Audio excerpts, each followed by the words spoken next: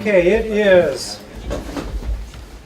Wednesday, the 20th of February, 2019 at 7:03, and I will call the Hamilton Finance and Advisory Board to order. And I'll do the same for the Board of Selectmen.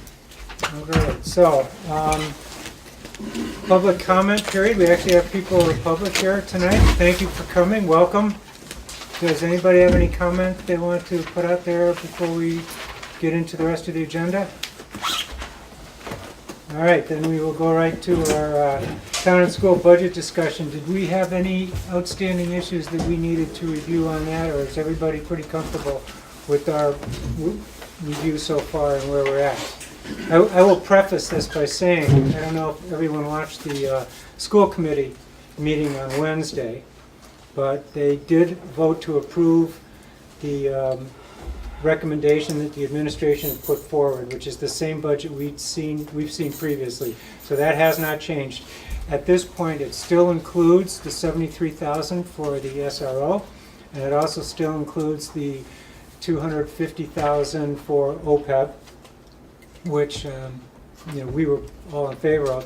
There's a good possibility that we will get the paperwork to the school committee in the next 2-3 weeks to show them that and bind us to actually paying for the SRO, so they can reduce that from their budget after it's been approved. They cannot add anything to a budget after the approval, but they can reduce it. So right now that SRO is in both the town budget and the school budget.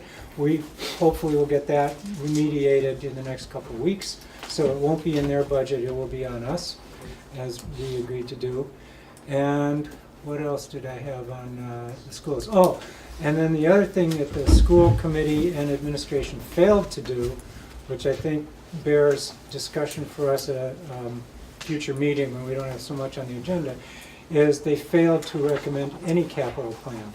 And there will be no capital proposal at town meeting for the schools, to my knowledge, unless they pull a rabbit out of the hat in the next few weeks. In fact, it was not even mentioned at the school committee meeting. Yes, last week. So that was a little bit surprising, and we need to think about that and how we want to respond, or if we want to respond. Does anybody else have any comments on the current state of our budget? I understand there's still some tweaking going on in the town budgets, right? We don't have the final yet, but nothing too awful significant we're looking at. We're just getting additional information. We just got the budget from the Veterans Service.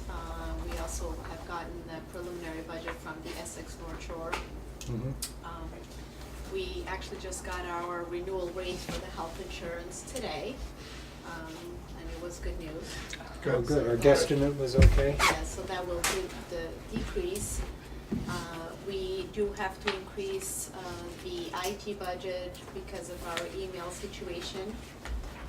So just a few adjustments here and there. The joint programs, we had the joint program last week, the meeting with the town of Wenham. So I have to adjust those estimates based on the meeting from last week. So not too many, but there's a few things that are still being adjusted. And I understand that there's potential for savings in the assessor software package? Well, right, There. So, that's what I told us for. so there's good news and bad news. I mean, it doesn't look like we're... The assessor's upgrade, we have been quoted $30,000 thanks to some hard work by Andy Wood and some double checking with Tina and Marissa. That's actually looking like it's going to be about $10,000 off of that original quote. So, again, not a final budget, but we're getting it there. All right, so it looks like we're proceeding as well as we could hope at this point, and everything seems to be consistent with what we've seen. All right, so then the next item, does anybody else have comments on school or town budgets? No. I have a question, and I should know this, and I apologize, I don't. But for the new positions for HR and DPW, which I'm 100% for, are there hourly rates in the range consistent with our current department heads? Are they higher or lower than department heads, or? There, so they actually go back to the budget book. So they're kind of in the middle. Yeah, I There remember are a the- couple of positions that are higher than some of our department heads and lower than some of our department heads. Okay. Um, I think, So we did slot them into the grid, for the wage grid, Okay. but we basically tried to pick salaries that were based on what similar positions in other communities are getting. So, you know, we have to recognize the competitive environment we're in if we're gonna hire these people. We need to have a salary, in particular with the HR, the regional HR director position, there was a thought there to have enough money for our share of a regional position. And then if for some reason the IMAs fall apart, we still have money that I can buy services with. So that number's a little bit in flux Okay. as far as what we'd actually wind up paying out, but the request in the budget is solid. We got a proposal from MAPC of what we should be in the target range for Okay. an HR director, a regional HR director for the local and the communities. DPW was kind of mid-step 83 or so, was that what it So- was? Yes, so technically, on the wage grid, or you'll notice that those two positions were highlighted in blue. So the two positions that are kind of in the middle of the grid when it comes to department heads. The Okay. only thing is, the assistant position is actually gonna be making more than some department heads. So if you're looking at a department head level, I would say, the HR is right in the middle. There's 5 people above and 5 people below. And then the assistant is 2 grades below that. I just worry that it will disrupt some of your other department heads if an assistant department head makes more than a department So head. I don't, so department heads, I mean, I think that you have to clarify what that means. I don't, who's that gonna make more? Our recreation director, council on aging, town clerk, Also, assessors, there's also a treasurer lot collector. more, well, assessors, correct, director, and Treasurer also collector. assistant positions. And there's also something to be said for supervisory responsibilities. The assistant DPW director is gonna be supervising, 8 to 10 people. Most of those other people we're talking about don't have those responsibilities.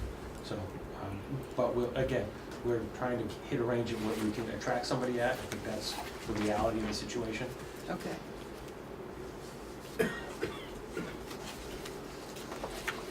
Any other comment? All right, so Marissa, then would you please give us an overview on the second quarter FY19 financial report? This one, I have to say, it's actually gonna be very brief. There's not a lot of, there's actually not a lot of change from the previous years. When looking at comparing the both quarters, it's very comparable. I do have 2 extra copies, if anyone would like to have it for review.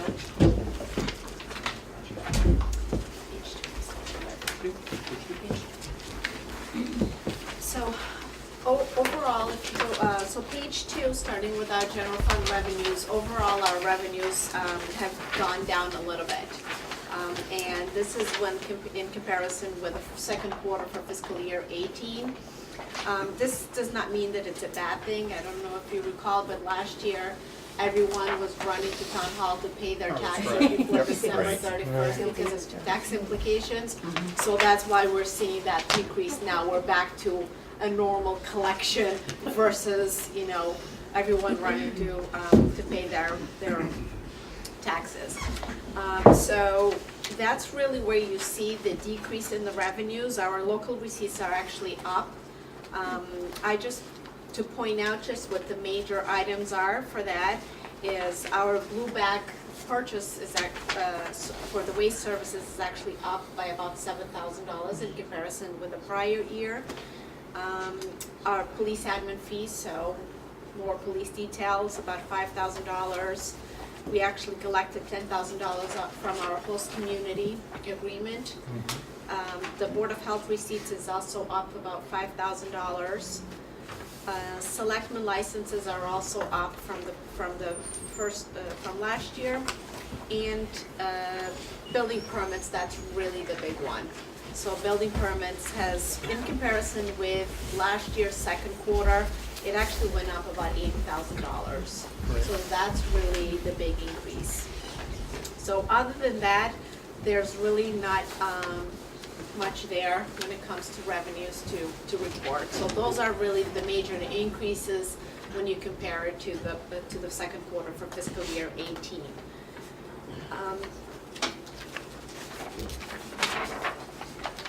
And that pretty much covers page 2, 3, 4, and 5. So page 3, 4, and 5, as you know, it's the detail behind that summary page on the revenues. So you can actually see how much we've collected for the building permit fees, electrical, if you had interested in seeing the actual detail. So going to page 11.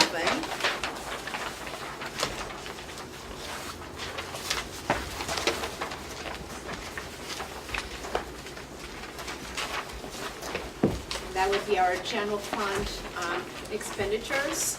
And as you can see, we cannot be closer than we are. We're right on target with what we were last year.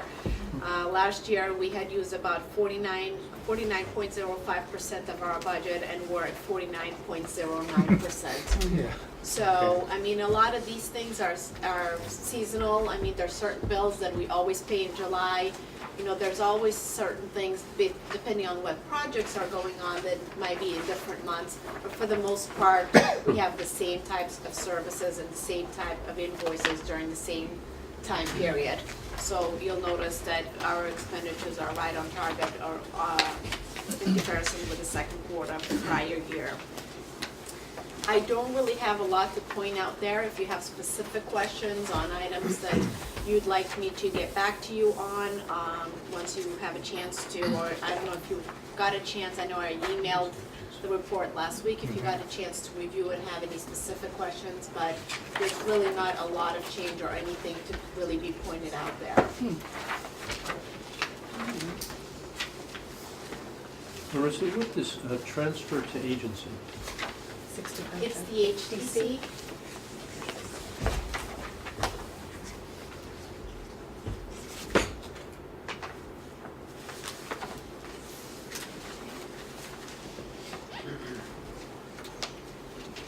So the next few pages, just again, it's kind of repetitive, but it shows the retirement expenditures for the past few years, the health insurance, education expenditures, just for informational purposes.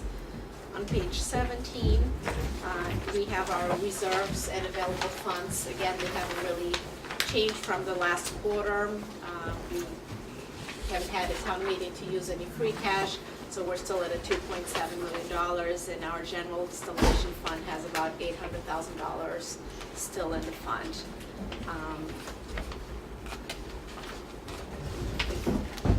Page 19, reserve fund transfer. There hasn't been any reserve fund transfers to date.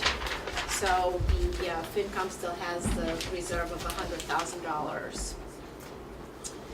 And then the next few pages has a list of all the funds, so capital projects, the special revenue, and the trust funds. Again, these are all, you know, funds that some of them are ongoing, so on some of the capital projects, I know that the water distribution is really the one that is ongoing, our Chapter 90. Landfill is actually, I think that we're pretty close to closing that fund down. Our Bridge Street culvert, we're still working with FEMA to see if we can get some additional reimbursement on, and the field renovation is pretty much closed.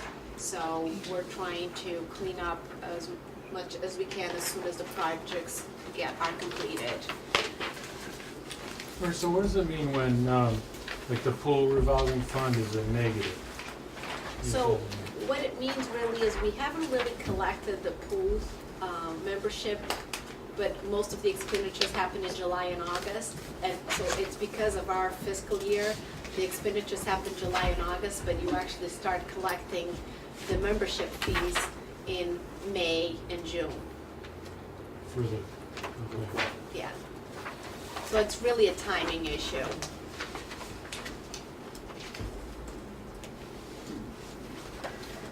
On page 22, you have the Community Preservation Fund. Again, history going back to 2012. Page 25, you have the revolving funds. Bless you. one thing that I'd like to point out on page 25 regarding the revolving funds is that we might actually need to increase the spending limit on the recreation and parks revolving fund. Yep. The spending limit was approved at annual town meeting at $250,000, and it looks like that we might actually be above that limit. We're at about 142 as of December, and a lot of programs, you know, as we get closer to springtime, I think we might actually reach that level. It is something that can be done without town meeting approval.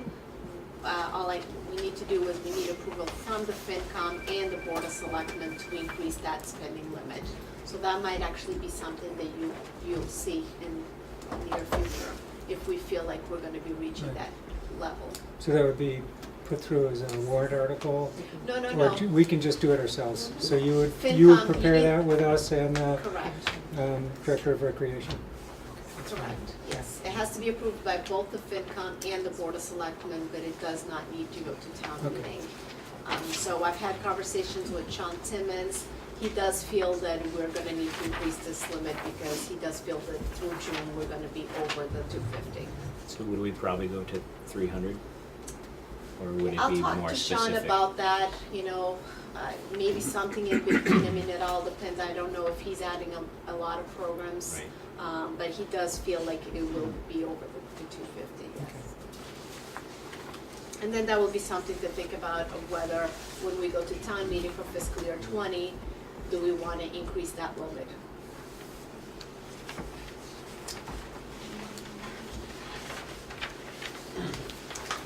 Again, the rest of the report is really detailed on specific funds. You have the stabilization fund. The balances really haven't changed much. It's mostly interest that being earned on those two funds. Have the Affordable Housing Trust Fund, the Patent Homestead, and the Water Enterprise Fund. So, not a lot to report there. I did add a footnote on the Patent Homestead to show the total amount of real estate that has been collected to date from the Patent Ridge properties. Why would that be included with this? I mean, that goes to the general fund, It goes right? to the general fund. We just wanted to put it for informational purposes so that people know that, you know, it's not going into this fund, but that we do collect the real estate related to those So what's the properties. difference then? Because we were collecting property taxes on that property beforehand. So if you're showing the property taxes on the property now, but not deducting what we were getting beforehand when it was all private held, is that really a fair way to look at it? Well, I think that before, and, you know, correct me if I'm wrong, I wasn't here at that time. When I came in, it was already the Patent Ridge. I think we were collecting just on one property, right? Is that what you're Correct. saying? Now Yes, it was. we have It was to- taxed. You know, yes, so now we Yeah. have different properties. And I think the intent is to show that, you know, we have developed and we have the Patent Ridge there, that it's generating revenue for the town. But I just wanted Right, to I- point it and out I that it's understand that, not and going into the I don't have a fund. problem, yeah, I agree with all that you just said. And I don't have a problem with showing this revenue coming from here. But to be perfectly fair, the revenue that came from here when it was privately held, before it was given as a gift to the town, really should come away from that, because it's not all incremental revenue from Patent Ridge. It's revenue from, the incremental part, which is what we're trying to show, how this brings revenue to the town, is only the delta. You can find out the historical tax was prior to the gift of 2012. Right. Yeah, I mean, I don't think it should be pointed out in this type of a tool, because it's general fund money. I mean, are we gonna, you know, we've got a couple new developments coming online, are we gonna highlight those and what their new tax revenues, you know, Canterbrook, are we Right, gonna right. separate them out Very good and point. show that they're gonna bring in $150,000 in property taxes? I mean, this is nice to know, but I'm not sure this is the The appropriate only reason vehicle. that that informational note was included is because I did get a lot of questions regarding it. And because it's the patent homestead and it's because it's a separate fund within the town, it's not like, you know, to use the example, Canterbury. Right. We don't have a town fund for them. Right. We have a patent homestead fund that we hold. Right. So I think that I've always been questioned about where the revenue is going and why isn't the revenue going there. So that's the reason why I wanted to point it out. Okay. Like, I always show it for informational purpose based on questions that I've been asked. Okay. You know, can we work on it and, you know, add additional disclosures? We can, but it's more so that, you know, when people are always questioning the same thing, so that they have a document that provides them with the information. That's the reason. Yeah, I mean, I would say I agree that, I mean, I'm okay that it's in there, but I've seen it show up in presentations where it sort of clouds the issue of the patent homestead and the actual business part of it by using the taxes as sort of revenue. Revenue, Right. right. Which is just not. So. And it's not being used in as you probably recall from the budget book, you know, none of this revenue is being used Right, for right, the right. patent. Again, like, the only reason that it's being presented here is for informational purpose, based on, I had multiple people ask me, where's that revenue going? Well, how come it's not going into the patent homestead? You know, we had similar questions when the rental income from the archives was going into the general fund before we created this special act fund. Mhm. Now that the special act fund is created, the rental income actually goes into the patent homestead. Mhm. So these are just questions that they come across, and then I thought it would be nice to actually report them and,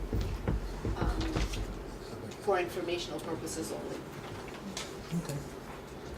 Works. I have small dollar amounts, but I have a few questions. So we haven't gotten any payment in lieu of taxes as of yet for this year.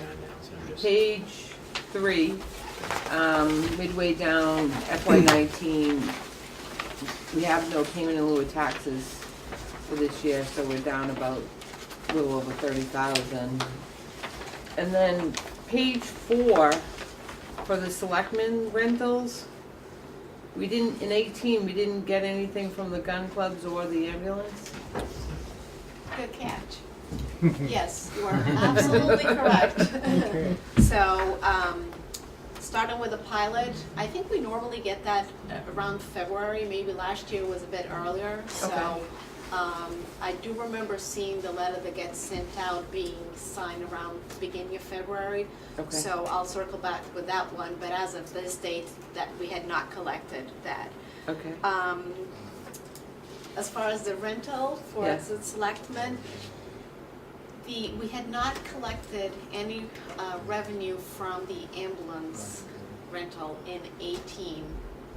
And when I noticed that they hadn't paid, I think at the end of the fiscal year, and by the time we collected, because what happened was, I contacted, and I can't recall the name to be honest with you, but I contacted the person in charge. I actually spoke to Chief Stevens first, and we were told that they had sent us a check, but we never cashed the check, so they had to void the check and then reissue a check. So by the time all of this happened, we were into New fiscal new year. fiscal year. And So the you're gun club, anticipating additional money this year? Yes, So we'll get another that's 8,000? correct. Okay. the gun club will pay FY18 and FY19, you believe? Okay. The gun club, Looks like they paid. It's the right hand button. They didn't pay FY18. yeah, so FY18. the 19, yes, I kind of recall seeing a payment coming through already. So and if I remember correctly, and things may have changed, I think one of the issues is that, I think that we have no billing system for them. So for property taxes, it kicks out a bill, the water bills, it kicks out a bill, and so then the system throws out a bill, and then you know to look for the payment. But for these, there's no billing. That's correct. So because there's no billing, it's someone mentally has to remember to bill, which is why it could be that they fall off. Just for clarity, the gun club did pay. The FY18, It shows that it did. 9,000. I'm on page 4, Correct. And FY actual revenue. the first one is Gordon College, the second one is Miles, No, I'm at rentals, selecting Right at the top. rental income. Rentals at the top page. Yeah. Well, they haven't paid for 19, but they paid for 18. So they just pay for 18. they did pay 8, The $9,000. Where? The 9,000? the $9,000. Oh, Fiscal year 18 actual revenue. so what's the 8,600? That's the safety, the ambulance. That's the- That's the ambulance, That's the okay. ambulance. And So then the it's one mine below, not I lining don't it know up. what other is. It's hard to know. I don't know what the other is either. It was actually a rental that we got. I want to say that one of the town parking lot was used for an event, and we got $1,000. And then, It was a movie film. I was gonna say, there's a Movie movie. film. Yeah. Exactly, that's Oh, what it okay. was. and then our revenue for dog licensing seems down, but since they're supposed to all be paid by the end of January, I think, it seems, well, it's as of 12/31, so maybe it will be coming in later, because we just seem really far down on our licensing. I'll check with Andrew. Okay. Because it looked, yeah, perfect.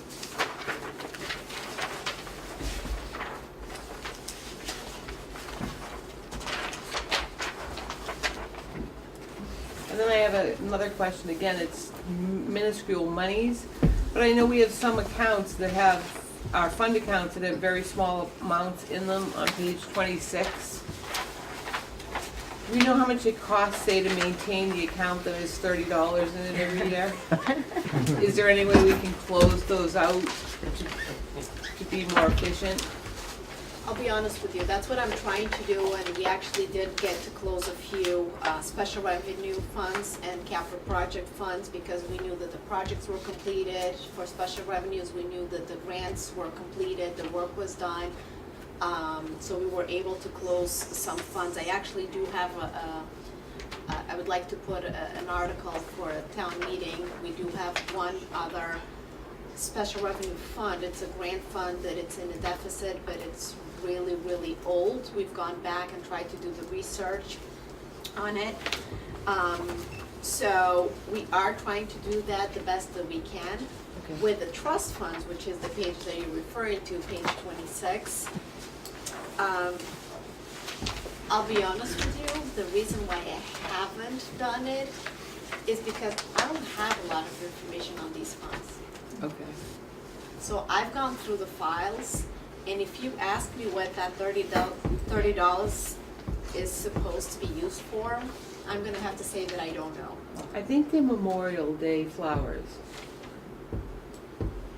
I could be wrong, but I think they're Memorial Day flowers. I've actually emailed in the past, I have tried to get, I got the treasure collector involved and I got town council involved to see if they had any paperwork, because these are trusts, to see if they had any paperwork on these particular accounts. Okay. And I didn't really get too far because, and so there's really not much I can do until I know and have the paperwork behind them. And I don't know how I'm gonna find it, to be honest with you. Okay. That's a fair Yeah. answer. But we are definitely trying to do that for all the other ones that, the special revenues, the capital projects, you know, the grant funds. We are trying to clean up as much as we can, and once we know that the project is done, just close them right away. These ones are a bit more challenged, because people donated for that specific purpose, and I can't just close it. No, that makes sense.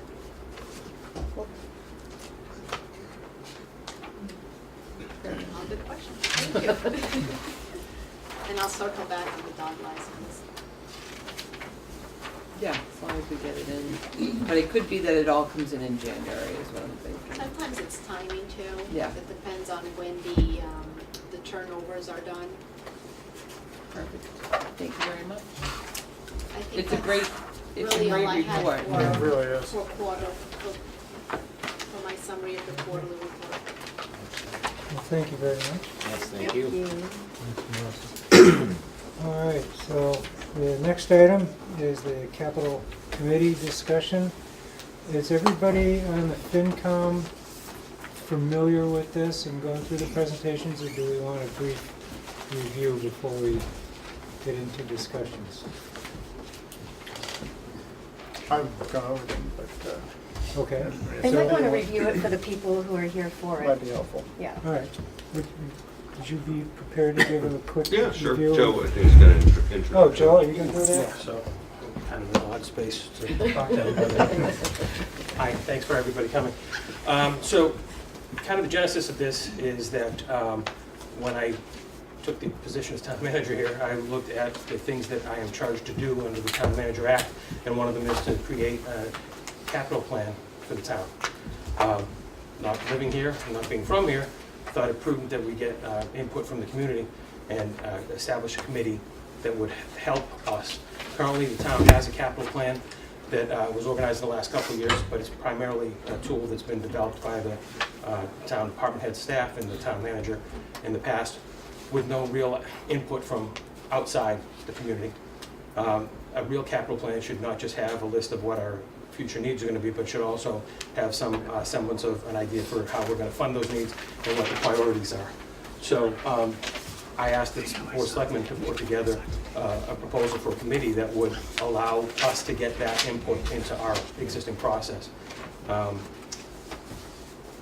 Selectman Mattern did a great job pulling together all the resources that are available from DOR, came up with some ideas, and has made a proposal to the Board of Selectmen to adopt a capital committee that would work under them with me and with the FinCom and the town meeting to make sure that we have a kind of a balanced view of what our capital needs are, when we can try to pay for them, how we want to pay for them, and what the priorities are based on needs. That capital plan would be a 5-year plan and would be updated every year. So as you take on some projects, maybe something that you were planning to do in year 3 moves up the priority level because it's declined a little bit faster than we expected, or you've got the opportunity to get some additional funding from somewhere else, or it makes sense to move it up. There's lots of different reasons that things can move up and down that 5-year plan, but you need a committee. You need people besides just the town employees to put some sense to it, to put it in the scope of what the community, the larger community wants. And so for that reason, we asked the selectmen to help our office, help our staff, and help you all. So I'm looking forward to having the committee and panel so that we can start our work as soon as our meeting is over, because we are going to have a lot of work to do. If anybody has any specific questions for me, I'm happy to answer. I do. Yeah. I would like to know, there are 4 organizational structures that we can pick and choose from, and there's been no discussion of that. So I was hoping, because I think it's premature to jump in without knowing all our options, without knowing all the ramifications, and I think we owe it to ourselves to take our time, be able to understand it, be able to talk about it, and see what the best way to go forward is. I think there's a rush here, and I don't know why. I'm not sure I understand why the big rush, when if we take our time, we can actually probably come up with a better product. And as I said, there are 4 organizational structures that we need to look at before we make a decision. So I'm uncomfortable making a decision Yeah. well, fortunately, I mean, so quickly. The town has previously said that it's the town manager's job to establish the capital plan. So I've asked for this additional layer in point of fact, just to make sure that there's transparency, to make sure there's more community input, and it's not just a document and a plan that's being developed by the town staff. I asked that of the Board of Selectmen because they're who I answer to. They've done research and are making a recommendation on this model. They asked for input from other boards and committees and the department heads on their proposal. That was the whole purpose that we're actually at this point now having the discussion. And so, we are already kind of slowing down what we're going to be asking for in terms of any kind of capital and investments this year, because we don't have what I feel is a built-out, strong enough capital plan.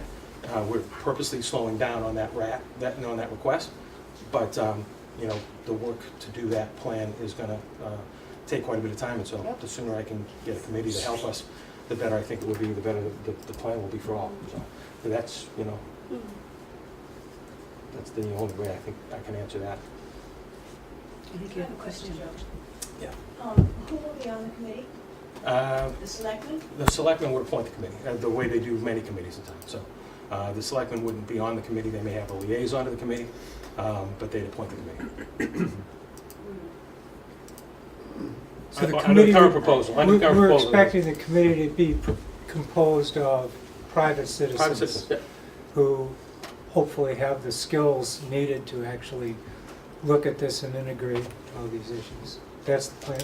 Yeah. Right, much like other boards and committees, we Right. put a call out there to say, hey, if you're interested in this committee, please submit a resume, et cetera, and then Right. you come and And a liaison from the finance But committee. before and a we can liaison do from the board that, of don't you selectmen. think we need to discuss the 4 organizational structures to see which is going to work best for us? So that it wasn't made by just 1 or 2 boards? I mean, don't you think the town should take its time in case there are ramifications beyond what we know? what is it? It's called about, it's, I'm concerned about rushing through a plan that's not going to be in the best interest of the town.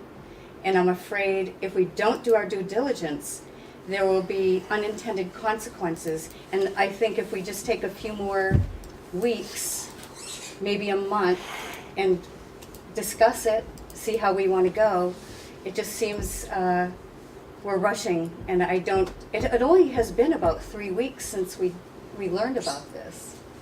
And town meeting is coming up really fast. So I don't think we have time to do our due diligence. Maybe I could give a little more background, Joe. Sure. So, the select board's been talking about this for years. better part of 5, 6, 7 years, at least as long as I've been involved in it. The Department of Revenue recommends this, Oh, yes, I agree. and they provided training on this that I know I attended and is available to all selectmen starting back as far as 2013, and that's when it brought it back to the town, brought it back to the FinCom at that time as well. And it's kind of the third leg of a planning stool to balance out the 3-year forecast that we do. Yes. And so as a need to do it, it's been outstanding for a long period of time. We do well in a lot of our financial attributes, but this is one area that they recommend that we work on. We also, years or 2 years ago, I forget how long, we asked for grant money from the state. They give us all sorts of advice about policies. We've adapted, the select board prioritized those, we reviewed them. One of them is capital policy, lists prioritization of projects. So that's been subject to discussion for a long period of time too. When Joe first came on, he asked about this. So the presentation that you saw goes back 5, 6, 7 years of reviews and all this, and Joe's wants his help from the town so he could provide the whole idea is like winning a town meeting. Winning at town meeting? What does that mean, winning at town meeting? Means, I'll give you an example, like towns that are really mature, more than ours, Arlington, for example. But Arlington has 30,000 people in it. They've been at this for 27 years, they've been doing it, and their capital plan has been accepted at every town meeting and not significantly changed because they have a mechanism of getting input. And this is what DOR was training us on as far back as 2013, subject of us going after grants so we could actually have policies to support it. And we have a town manager who needs to help to do a good job in it. I agree with all of that, but what I'm saying is we really have 4 organizational structures that we can discuss. Right. So And you've seemed to have chosen one without everyone discussing it. Just by way of background, you understand we haven't been rushing. I feel like we have. I feel like you're trying to get something done by town meeting, and I think a lot of people may not feel comfortable because they haven't had a chance to discuss it. No, it's not tied to town meeting, it's tied to the request of the town manager.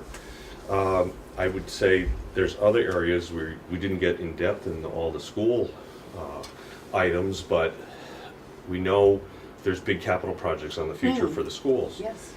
And as an example, go back a couple of years, there was $3 or more million for a turf field that then was removed. Then there was a $2.5 million request last year that town meeting didn't support, that were all urgent things that needed to happen. And this year, there isn't any request. So for the budget overall is not just the town, it's also schools, library, recreation, all the things that are regionalized too. So we don't really have a model to, just like with OPEB, I'll give you an example in terms of taking some leadership. I think the town recognized a long time ago we have problems in OPEB funding. We started funding it at a low level, we increased it, we looked at all the analysis, we've been eking away at doing that. We use that as a mechanism to help convince the school to do that. And this year, they're actually planning to do it. Well, from our last meeting, we recognized that there isn't a capital plan from the district when we know there are urgent needs for those things. When they do come up, we need to be able to deal with them. And the middle school debt is rolling off. If you look at the debt expense in the school district, it's dropping significantly. But there's no other capital that's either replacing it, but there are stated needs for it.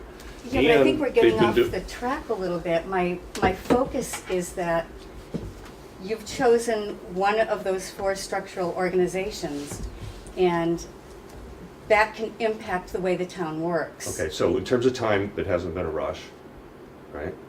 Well, we've only learned about it 2 or 3 weeks ago, so, and town meeting is coming right up. You or we whom? Everybody. Okay.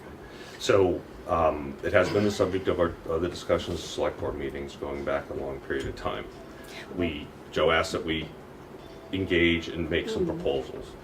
The structures that you talk about,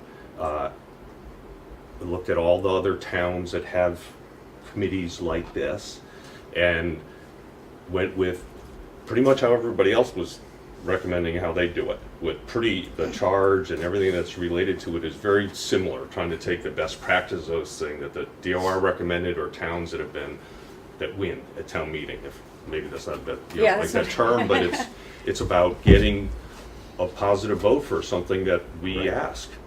That's what our citizens need to see some degree of consistency, that oftentimes financial planning, if they see that there's long runways in terms of how we're anticipating particularly big things, then it's really advantageous to them, and then therefore they support things like, oh, what is it going to be for town hall? Or what the schools are starting to investigate consolidating grammar schools or possibly buying Long Meadow. So we need to be in a place where we can stand up and say we're doing the best job before we can say to the schools that you need to do a better job. Right, but when I read the role that you have put forth on the Hamilton Capital Committee, it seems like a lot of it is taking the function from the FinCom and even perhaps some of the function from the Board of Selectmen. No, it's not any FinCom role that's being taken away. It's the town manager's role to develop a capital plan. This is a committee to help them, just like we got lots of different committees. So it's getting more effort on something that we're not doing a good enough job with today. And it's a structure that's not different from the other towns that. It's just adding, I see it as adding another layer in there to help the FinCom. We've got this separate committee to help really delve into these things, vet them through community members. FinCom is going to work hand in hand with them. They'll have a liaison to the FinCom, liaison to the Board of Selectmen. Well, I guess it's not clear to me which organizational structure you've chosen is, I guess, is what I'm looking for. What should, I need I would like to hear some guidelines. I'd like to hear, how it's going to work. Okay. So who's going to be on the board? We don't know who would be on the board. We're suggesting 5, so I can start answering some of your questions. The process we normally follow, we've already had a first reading of this just like we do with our policies and other kinds of things. And then what we've learned is we put a call out for people to participate. We've got a set of skills that we'd like to have on the board, on this committee. Doesn't always work, right? We do our best job of trying to get it. People who've got experience with relatively large municipal projects if possible, because that's oftentimes the ones that are most complicated. The financial aspects of that they understand the cadence of town meeting. Like what's the planning cycle? How to work with, are people going to the Community Preservation Committee? Is that an element of funding? Yeah, working with knowing what the budget calendar might be to know, are different things going to be bonded? Are they going to be in operational spending? Yeah. So people have that skill, and then also just they're good, knowledgeable people about the overall interests of the town. So we're people who meet those criteria, we encourage to apply. Yes. That's who we want and who's going to be there. All right, I guess my main thing is that I want to make sure that there's no overriding on the FinCom, and that That's not the purpose or the. I know it's not the purpose of it. That's But- why when you do your due diligence and you look at all 4 options, then you can What are the? have a better picture going forward. I apologize, what options are we missing? There's one by bylaw. There's I a wouldn't I would not want to set this up as a bylaw. Right. There's a hybrid system where you can pick and choose various policies from, say there's a staffing, which I think is what we're using now. That was listed as number 3. The staffing model where you work with the FinCom, the Board of Selectmen, Marissa, and the department heads. And that's a pretty good cross-section, I think, of the town. So are And they that's- getting? and what I was That's what we're thinking doing was, and That's what we're, So, right, that's what we do now. And what I was thinking of an idea Yep. was under that to have a CIP subcommittee, which is your capital improvement planning, which would be the people that we would ask to come forward and work, collecting data, making and doing all the work that you were just talking about. so that's how I see that this is. So the groups that you It's- mentioned, the hybrids that you mentioned. Yep. All I see is this committee would come forward and present what their findings to, it's similar to me in a way of the town hall building committee. Look at the town hall building committee. The Board of Selectmen said, you know what, this is bigger than a bread box. Yep. We want expertise from people in the building. Mhm. We want residents to have input on how this town hall should evolve. We wanted all this feedback. And look how long it took, too. No, and a great deal of collaboration and working together. And then they would bring whatever they work through with the residents and everyone forward to the Board of Selectmen, forward to the Finance, forward to Joe, forward to FinCom. We all discuss it and we come up Okay. with an Well, I guess action plan. So that's what this is. Right. Well, I And would didn't see foresee that in a here. joint meeting with the I capital didn't see- improvement. well, I mean, Group for one and thing, us. you don't have to worry so much about override because your role, particularly with making recommendations to town meeting and such, is established. It would still be It would- included in here because it doesn't say it. Well, so I can't, I wouldn't ask the Board of Selectmen to require you to have a liaison there, but that, it would make no sense for this committee to try to work in a vacuum or in a silo without input or involvement with the FinCom, because eventually they're gonna take the plan that they and I put together, and we're gonna come to you and ask for your endorsement of it before we can go to town meeting. Okay, So because if we're working that- in silos, then we're gonna get here and we're gonna So hit a Darcy, wall. So- Yes. Would it I don't- be helpful, and I think I understand where Yeah. you're coming from, and I've looked at your 4 different Structural organizations. structural And that's from the structures. state. Right, and I think what we're essentially trying to accomplish, what the Board of Selectmen is trying to accomplish is moving from what you've labeled as item 3 Yep. to item 2. So that's 2 of them right there. We've already decided we don't want a bylaw. So the only one that may be worth As a hybrid? looking at is, you're discussing at some point as a hybrid. That's what I was thinking, But I too. think your real concern is that this committee would be taking away some of the responsibility of the Finance Committee and the Board of Selectmen in developing the capital plan, or at least having oversight of part of the capital plan before it's presented to the town. And that may stem from this Hamilton Capital Committee page, which you happen to have in Yep. front of you, where the last sentence of the first paragraph says, "It shall act as an effective advisory board to review anticipated capital projects and to help make the annual recommendations to the town to effect responsible capital planning and budgeting." And That sounds that may like be a the bit of an Fin- overstep. Yes. Maybe they should make those recommendations to the FinCom Thank you. and Board of Selectmen. Thank you. And if that were included in this remit, would you feel What- a little better going forward? Yeah, and actually maybe a few other items, I mean, just to make it really clear.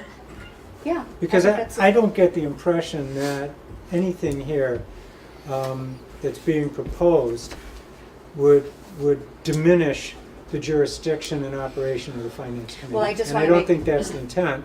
So if there's a way to tweak this language Yep. to kind of make sure that that isn't implied somehow, That would be a good start. so Yeah. would you be willing to maybe redline this and just at least submit, Scott, would you be receptive to at least seeing what? That's the purpose of this meeting, is to Yeah, get your Yeah. input. great. So, That's why we Yes, asked. I'll do that. Perfect, thank you. so I- I think we'll either- recognize either or. Jack, yeah. I Jack, have give a- your name though, because it is being. Yeah, Jack Lyons, 105 Rock Maple. And I have had the experience for years of asking for some kind of capital plan or projection of a year, longer than a year. And I think the concept is extremely necessary, as I think I've made clear over the years. And I've never, people have said, oh, there is a plan, but I've never seen a document that ever had anything on it that looked like that or was presentable.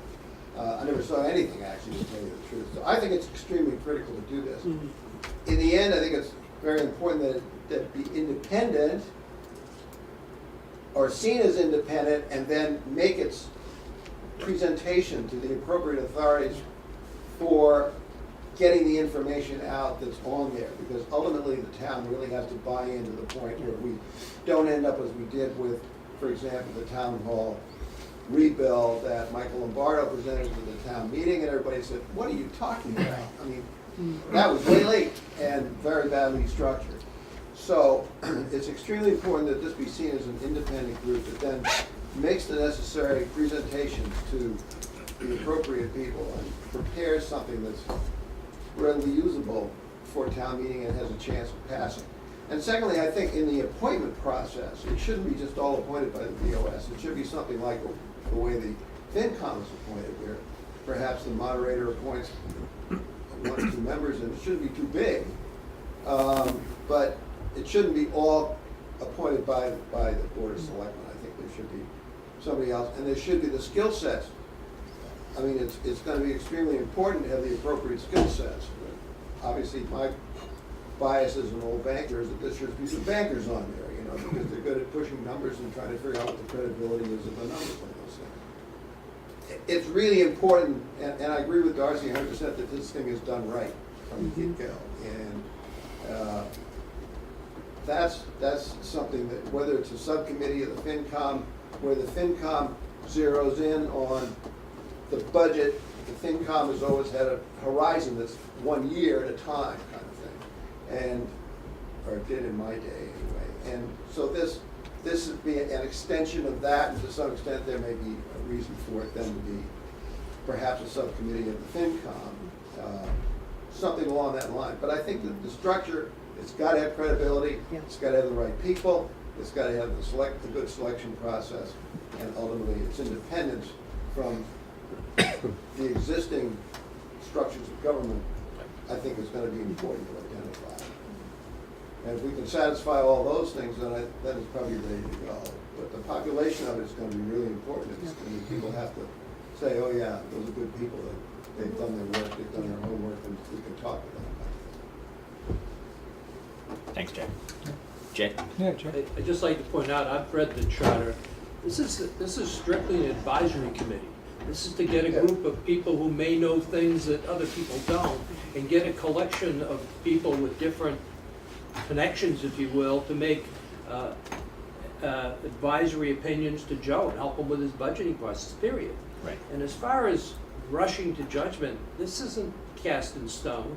If we start using it this year and next year, and we say, you know, we missed this piece, we'll change it. I mean, this is being cast in stone. Nothing says you can't amend it as you go forward, so I like I hope we do. I mean, I think it's likely that we'll miss Yeah. things as we kick off to Absolutely. start. So, you know, the important thing is you establish a plan and be willing to adapt as the situation requires you to. So I would hope that we will be able to change it going forward as we need to, whatever gets established. Yeah, that makes sense. And just to, furthermore, I think we've come a long way. I think this document right here, I'd love to get a copy of that. I think this. It's on the that's town website, right? fantastic. It's available on the town website, and Is it on the website? It's on the website under finance. They're actually, I think it's going back to fiscal year 17, maybe the fourth quarter. We have all quarters for 18 and That's what I 19. was gonna This is terrific. Jack, would you like ours? Would anyone like our copies? I have other ones. We've all got. I didn't mind, but I wrote them. Just to Margins are clarify, already- I Jack, don't wanna- we actually have in the calendar now a joint meeting with the FinCom and the Board of Selectmen to review this document every quarter. So it's also, I you have know, the others, review so- is a public meeting I'm good. every quarter between the two groups. Anybody else want anything from me? They want a piece of this. Can I ask a question? I have a couple more questions on the capital planning. So forming this committee in no way has to go to town meeting, correct? It is really under the purview of the Board of Selectmen to form this committee. Correct. It does not have to be approved by town meeting or anything, correct? Correct. Correct. All right, and then you were, this meeting and the way you presented it before is trying to bring the FinCom in the group. Are you looking for a vote from us or just discussion and endorsement? Just inputs on what Just we're trying inputs. to do. Yeah, Okay. really. Very good. Just to put a nail on it, I'm in favor of it. It's a thing we needed, and it's a good thing to have. Thank you. And structurally, I think it's fine, because it can be varied over time. Right. I think it would be a big help too. Actually, I think we have made some good progress on capital planning in the last 4 or 5 years. Oh, yeah. We didn't have a 5-year plan when I first got on FinCom, really. It was kind of sketchy, let's say. And it's more formal now. It looks good. We see what's coming up.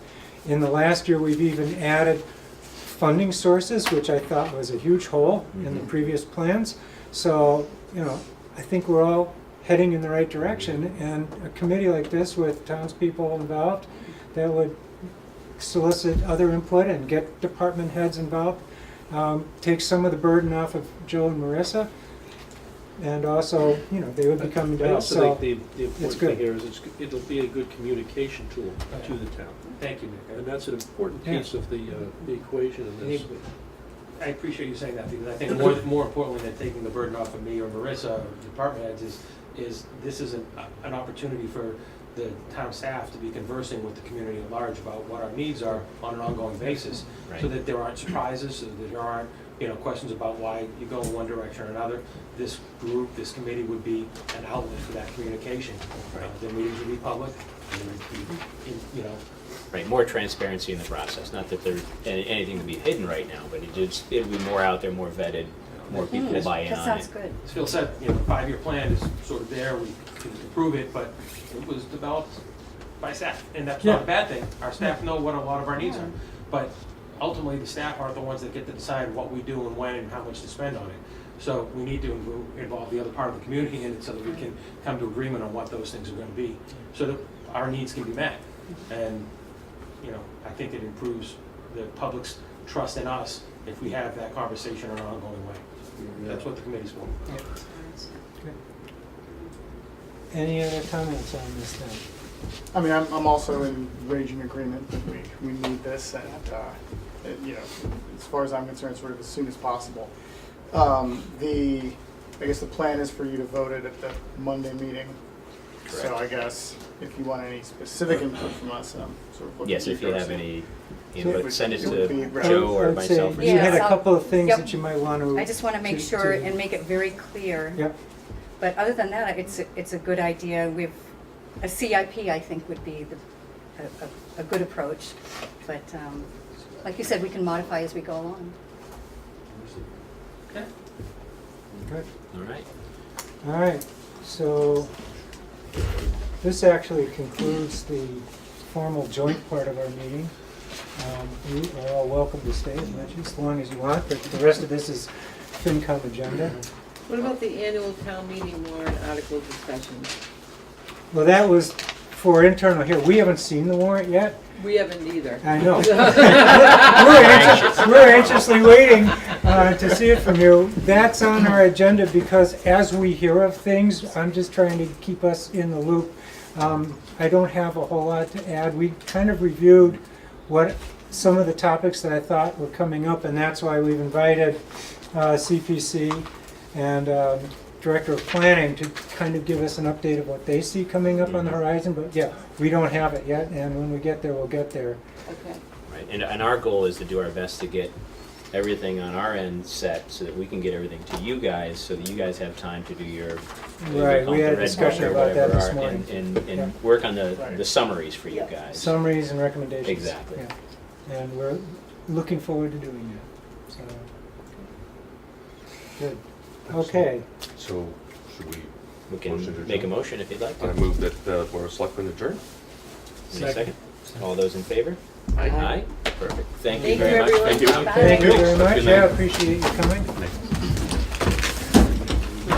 Do we need Marissa anymore? No, at this point, I think both you and Marissa are free to, I might stick around a little longer. yeah. I know you've got- thank you very much for Here in the your room, my new friend Mike in the back of the input room, so but, far. But I just don't want to let her get home sick. Yeah, no, we always try to put Marissa topics toward the front of our agenda. Thank you. Yeah, she has a long enough day. She does. See you guys. All right, thank you very much. Thank you. Bye. So our next agenda item is the discussion with the Director of Planning and Inspections, Patrick, and we didn't make it really clear what we were looking for in the agenda, but I think what we're really looking for is for Patrick to just give us a heads up of what he's expecting to see going forward for the warrant for town meeting. So, welcome, Patrick. Thank you very much. Again, I'm Patrick Rapid, Director of Planning and Inspections.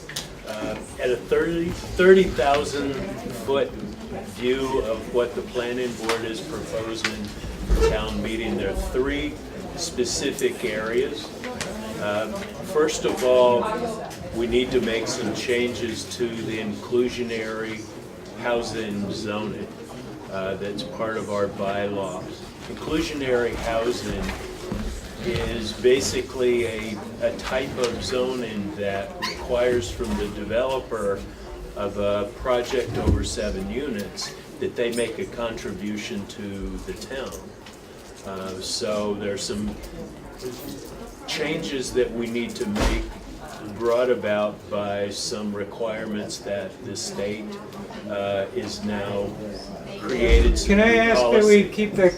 keep the discussion in the audience down, because we are trying to record this and that's all being picked up. Thank you very much. Sorry. Quite all right. So inclusionary housing is the first general area that we're making a number of changes in. The second area is our signage bylaw needs a number of changes to it. Town Council Donna Brewer looked at it as we were proposing some tweaks to it about a month ago, and she said that there are some serious issues that we need to take care of. So we're bringing a revised signage bylaw based on what it is right now that meets with her approval. Thirdly, the wireless technology has advanced to the point where they now pursue different types of receivers and transmitters that are smaller, often built on poles, built on buildings, etc. Our zoning bylaw basically focuses on towers. And we need to focus on what's called micro cell technology. So we're going to be proposing a new bylaw that focuses on that new type of technology. By the way, there was a project like this proposed in front of 216 Bay Road recently, but they decided to retract their proposal. So that gives us some time to get this to town meeting and get some new regulations put together. We're looking at how other communities do it. There was a recent FCC ruling about 2 or 3 months ago that has a lot of very strict guidelines relative to timing, size, geometry, dimensions, etc. So we need to be very cautious about integrating that kind of rigor into the bylaw language. Fortunately, we have a relatively new planning board member who's a wireless engineer. So we've been putting him to work. Good. So, you say the technology is now available. Is it being used in place of cell towers, or is it still, you're talking about the microcell technology? Microcell technology depends 100% on larger towers to be transmitted. What it's really good at is 4G and 5G kinds of applications, as I understand. When you say larger towers, do you mean bigger footprint or taller? Taller. Just taller, right? Yeah, taller towers like you see on Asbury, on 128, etc., as are typical in the practice. So it acts as a force multiplier on the output of the. It's basically a booster system. Yeah, okay, Okay. Yep. So do we have the technology in terms of cell towers that are big enough locally that would, so that we could use the micro cell tower? As it was described to us by that prior applicant that I told you had taken the walk, they did tell us that there's exist in service that would be used. The tower off of Asbury and some of the others in Wenham and elsewhere as well. But would that cover the town, or is it something that might just be limited to local areas around the current cell towers? Microsystems don't transmit for very long distances. Right, okay. That's, a function of how high up they are and how small they are. And typically, they're not going to get more than, say, a half a mile.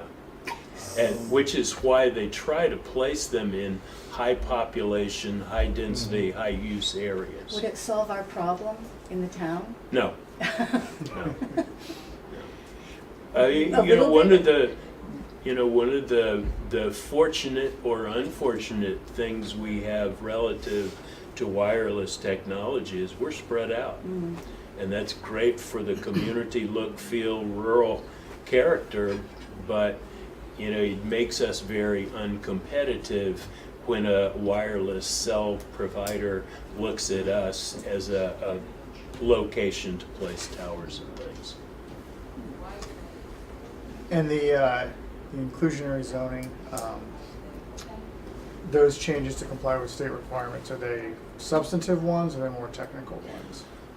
Interestingly enough, one of them is that the state is saying that, for instance, in a senior housing project, as is written in our senior housing bylaw, we cannot require affordable restricted units to be in a senior housing project, because what happens is that because it's senior limited, they want all affordable units to be open and marketable to anyone who is eligible for it, not just for seniors. So they consider that to be age discrimination. So we need to strike that. There's another element too in the inclusionary housing bylaw, which was the payment in lieu of providing a unit formula, and it basically comes out to $146,000 per unit that the developer doesn't build, they pay you that. We considered that to be a nominal amount. We considered that to be an amount that wasn't even close to what it should have been. We've consulted with other communities, other consultants who work in the area, those that are helping us with our master plan right now, who address this sort of thing. We've spoken with MAPC. They've given us a study that was like 170 some pages worth of technology recommendations, etc., that they've made to other communities, and we've come up with a formula which is about $273,000 per unit in lieu of payments that we're expecting from developers. We didn't want to push that number so high as to prohibit development. Right. We wanted it to be a number that was reasonable for us, and at the same time, made the developer think about the choice that they were making, because there are various choices. They could give us land, they can give us units on the site, they can give us units off-site, or that payment. So, we're trying to even that up a little bit. So those are the three areas, the inclusionary, the signage, and the wireless are the three areas that we're proposing bylaws in this spring town meeting. Great. Oh, they will all be ready for this wireless one sounded like it was more, you needed more time to develop that. I'll tell you that it's tedious, and there's a lot of information to track down, and I've gotten a lot of input from our planning board member. I've gotten a lot of input also from town council. I'm trying to put it together in a way that's coherent, makes sense, and can fit in to the existing bylaw in a workable way. Is the technology mature enough to have a bylaw on this? Absolutely. Other communities have these kinds of projects. Other communities have these kinds of regulations. So, I'm confident that, we should too. And is part of the risk if we don't have one? Absolutely. The tower bylaw's not going to cover it. What would happen would be that we would have to basically use our existing bylaw and then have a finding and in the decision that X requirement does not apply, Y requirement doesn't apply. And you go all the way through a very long list of elements that the existing bylaw requires for towers that are totally inapplicable to the microcell technology.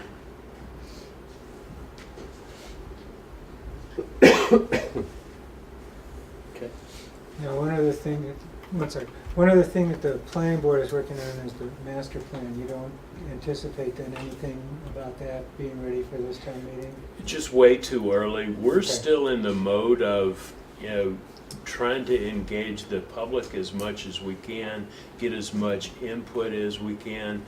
We have, and I'm glad I'm on TV because we have another public forum that will take place on March the 20th at the Hamilton Wenham High School cafeteria. Okay.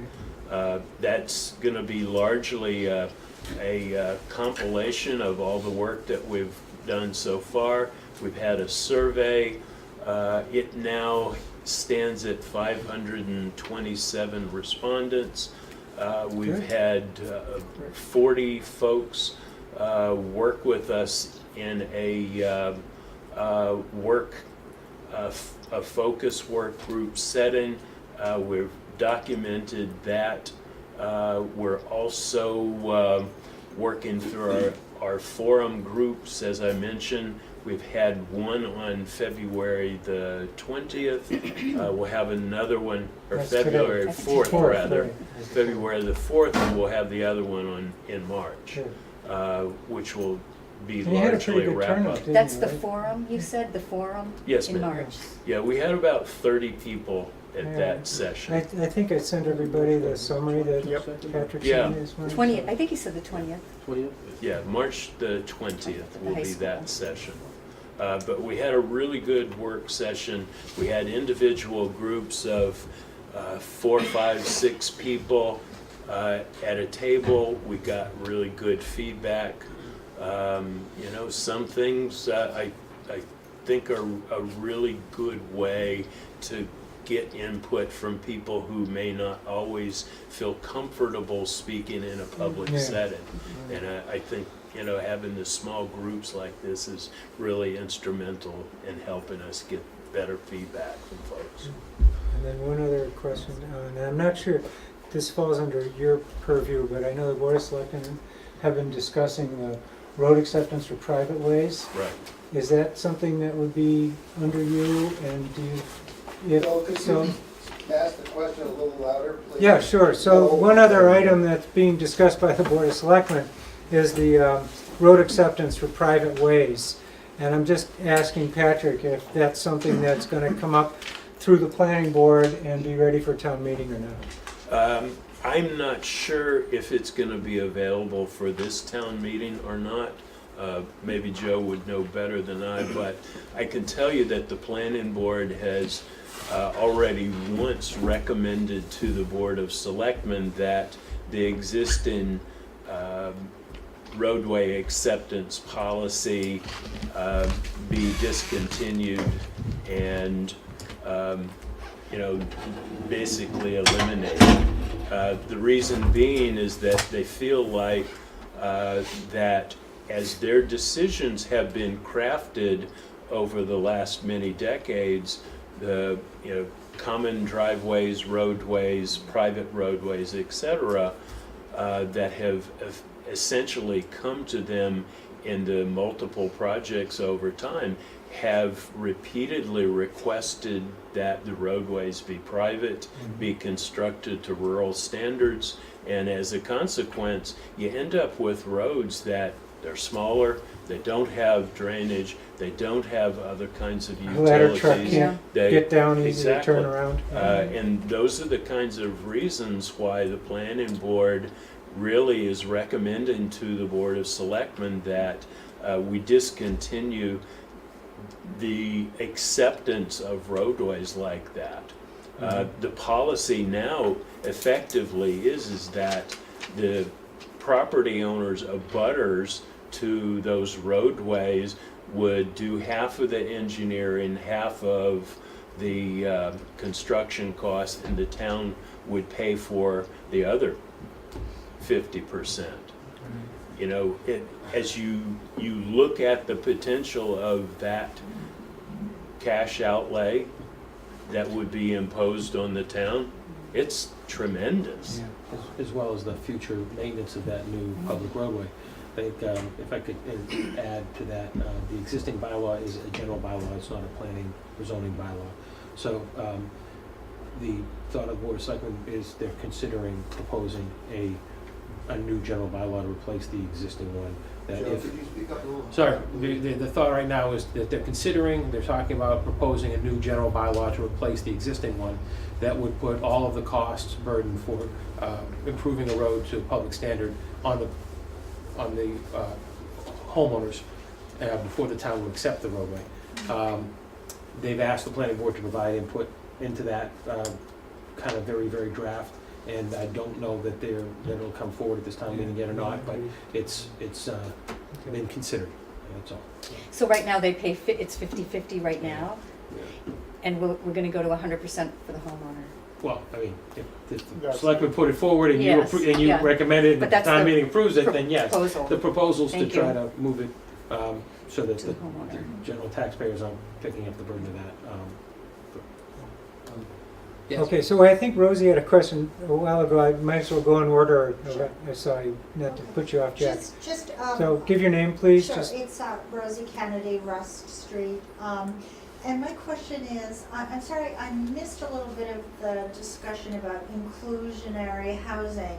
Can you just rephrase what you said about not giving preference to just senior housing? Can you just restate that for me? Sure. The state has a policy where affordable units are not supposed to be age restricted. And our senior housing bylaw that was approved, I guess about 10 years or so ago, had in fact affordable units that had the ability to be required as part of the project, again as part of the inclusionary requirement within those senior housing projects. And the Canterbrook project, in fact, had 2 required affordable units as part of the decision that was crafted a couple of years ago. The developer was evaluating those restrictions with the state, and the state said, we don't honor that. So at that point, we were notified that we've got an issue that we needed to deal with. Okay, so I'll just, I was interested in that because obviously we're looking for affordable housing in Hamilton. And I was perplexed by that situation. And so I in fact called and spoke to the state about this very issue. And they said in the case of Canterbrook, it is 55 and over, and it only requires there be one senior in the development. And in fact, for senior housing, which is 62 plus, the state told me unequivocally that yes, you can still have a restriction on seniors. It's not a carte blanche prohibition against having age-restricted housing. So that was a little confusing, and I wanted to make sure that I understood that, and I asked that very specific question. So I'm wondering if maybe you would want to recheck with the state, or perhaps I could give you the information, the person's name that I spoke with. The clarification is that that project is 55 plus. So any unit that doesn't have, under your scenario and theirs, which you can have those units age restricted from 62 and above, Right. but you cannot from 55 to 62. And that permit, in fact, had that requirement that it be, that 55 be the floor age number. I agree with you in that case, yes. But I think going forward, as we think about senior housing, when we would plan for 62 and above, then you can indeed age restrict. So you're correct in the 55, but I think we should look at what we're planning in the future for true seniors, and then we'd be fine. I just wanted to make sure I understood that discussion. And we have discussed that at length at the planning board collectively. They're of the opinion, and having spoken with a number of developers, they don't believe their marketability for senior housing projects is strong enough if they bump the number up to 62. They think, given age demographics and buyer proclivity, that it's more likely that 55 aged owners are going to be people that are not going to want to be in a development that's requiring 62 and above. And developers understand that, again, the age demographic is such that they don't want to restrict the marketability of their projects that way. Are there grants available for 62 plus housing specifically? I'm sure there are. You know, we're not pursuing that from the planning board side. That's sort of not our bailiwick, but you know, I'm sure there are. Okay. So I guess what we're saying is, you're saying our senior housing bylaw, which it does include 62 and above. What is the age criteria for our senior housing bylaw? Again, it starts at 55. Okay, so maybe to meet the needs of our town and our citizens, maybe we should think about what age we want to make it, because we don't want to sort of cheat the town out of the availability of actual housing units, because we know that these contributions from developers, and in the instance of Canterbrook, it's not going to provide the number of units that the town needs. And so I think it might be important to just reconsider what we consider a reasonable payment. That reasonable payment, you know, as I'd mentioned a while ago, we wrestled with that for quite a while. Again, our number right now is at 146. Right, that's. Which is basically a closet or a portion of a kitchen, right? So, you know, we upped it to the number that we felt like was based on what typical median costs for development were in a proportional way regarding affordable units. And that number ended up being 273,000, I believe. And so I just wonder, with that amount of money, what we could reasonably build in Hamilton. Not a whole lot. So it might be better to make sure that when we think about senior housing, we think about a project that won't include the age-restricted prohibition, that we make sure that we make senior housing that is going to mandate that the affordable units are built. Just for, I think that's important to consider. Very good. Jack, did you have a question? On this question of private roads and the acceptance of private roads, if you look at a private road and the residents are requesting it be accepted, to what extent is it, to what level would it have to be upgraded? For example, subdivision roads, I think, include sidewalks and all kinds of stuff, and width of pavement. I mean, if say a pavement's 24 feet wide, how much upgrading would be involved in your thinking at the present time? I mean, you're going to go to sidewalks, you're going to go to all that, the drainage, all that kind of stuff. So I'm not fully conversant on everything that's in No, the I'm just thinking I think in general. in general, they were talking about 24-foot width streets, requirement to ensure that the water and drainage infrastructure under the road is improved to the point. I mean, if you're going to accept the street, you're going to accept everything under it too, so you need to make sure that that's going to be improved. We don't want to accept a street that's a brand new paved road that in 2 years we got to dig it all up to put new water main down again, right? So, the draft rate version right now includes to put the infrastructure under the street, 24-foot wide streets, curb to curb, kind of the way the town would build a street if it was building a public road. But not Right. sidewalks. But no. It basically says that roads should be built to town standards, as subdivision requirements. And as you mentioned, it does require sidewalks, You know, however, as you well know, the planning board typically waive those when we're in very short streets with very few butters. So they have that power to waive. Yes, sir. I think it'd be pretty high, it's a pretty high barrier to get to, right? Because you need to get all the neighbors to agree to make that investment. And then, Have the money. once you have, more than 3 or 4 people, you might get a sticky wicket here or there. So it's, Yeah. Any I other have questions? Yeah, I did one. There was some discussion on an Airbnb bylaw. We're not going to be ready for that.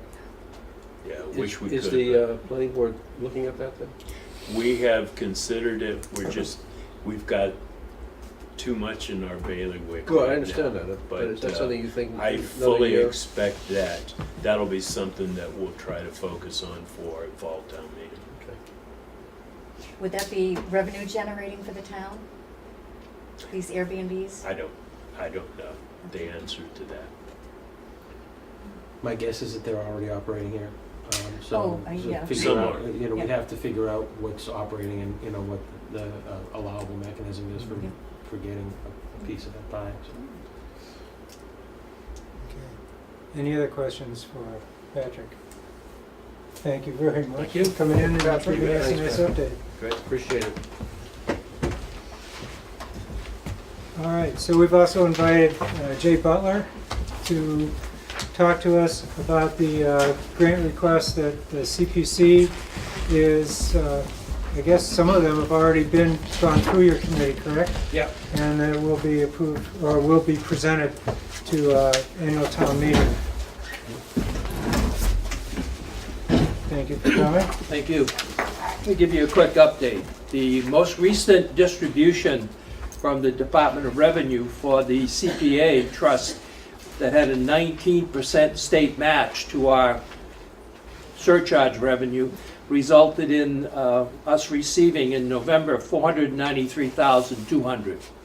By comparison, Wenham received $506,775. In January of this year, a couple months ago now, we sat with Marissa Batista anticipating grants coming in and said, how much money do we have? And so she went through all of the outstanding grants that are still being worked.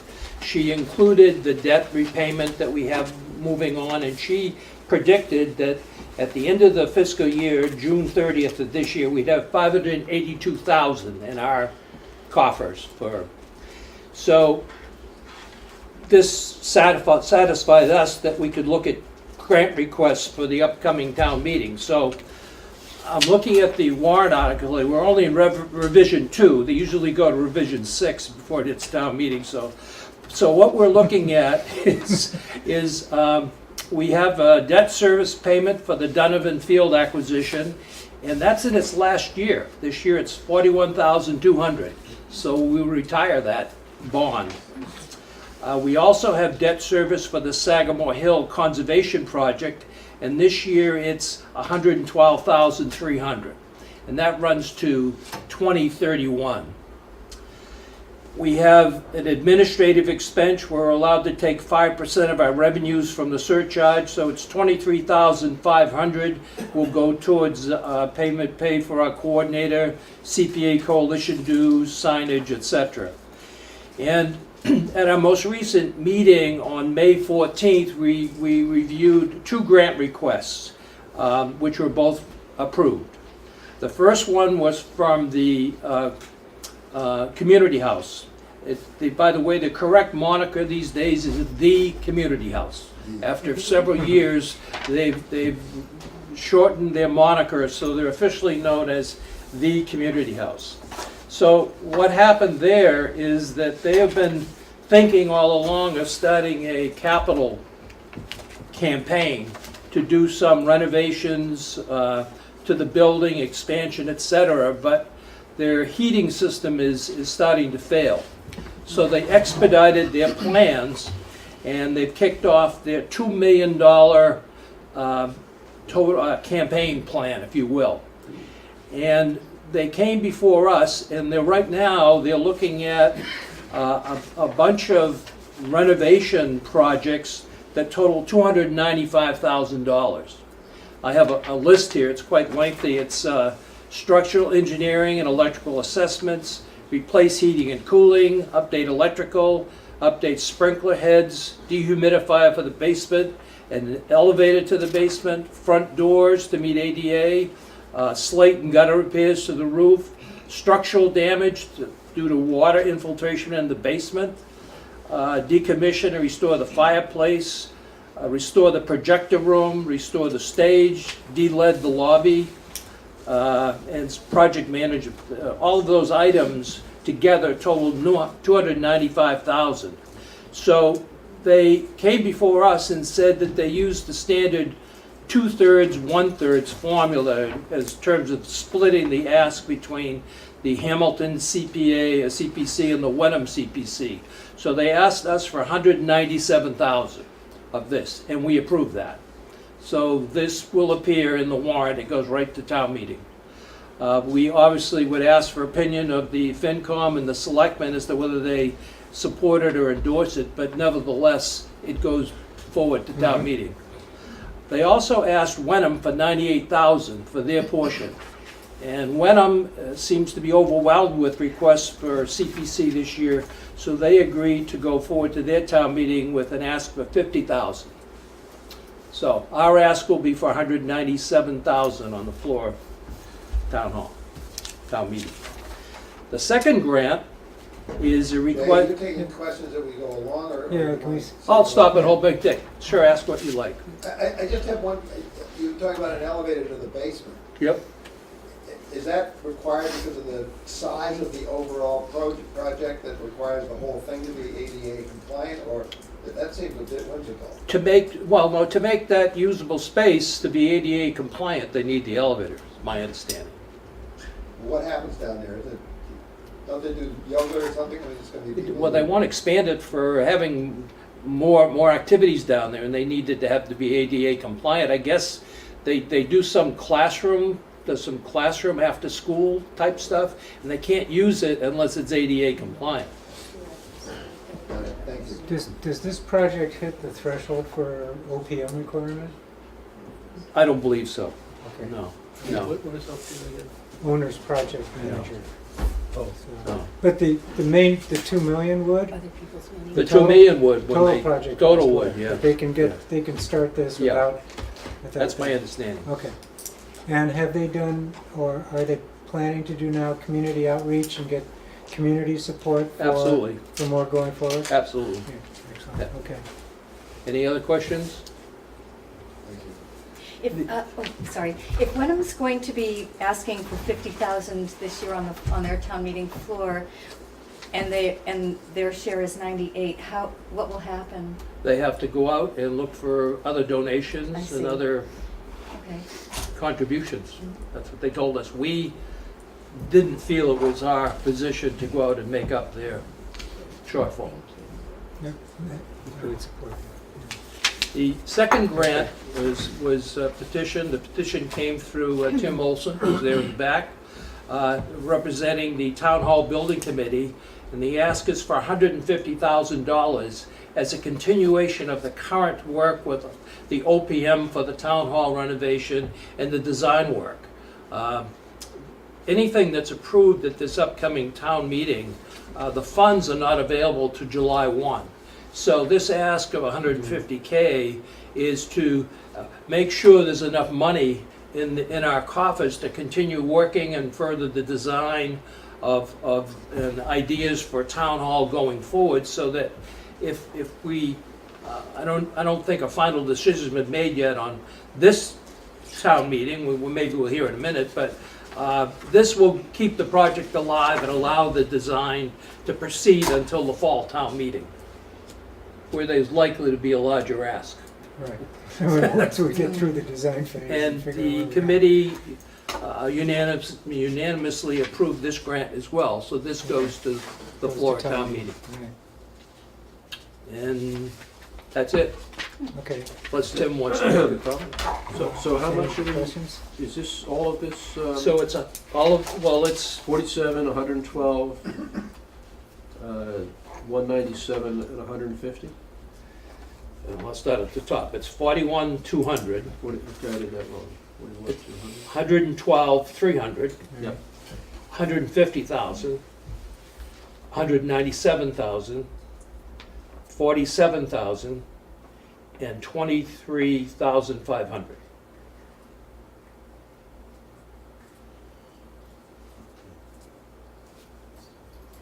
And I started off my comments saying that Marissa's estimate of how much money we'd have in our coffers at the end of this fiscal year in June was 582,000.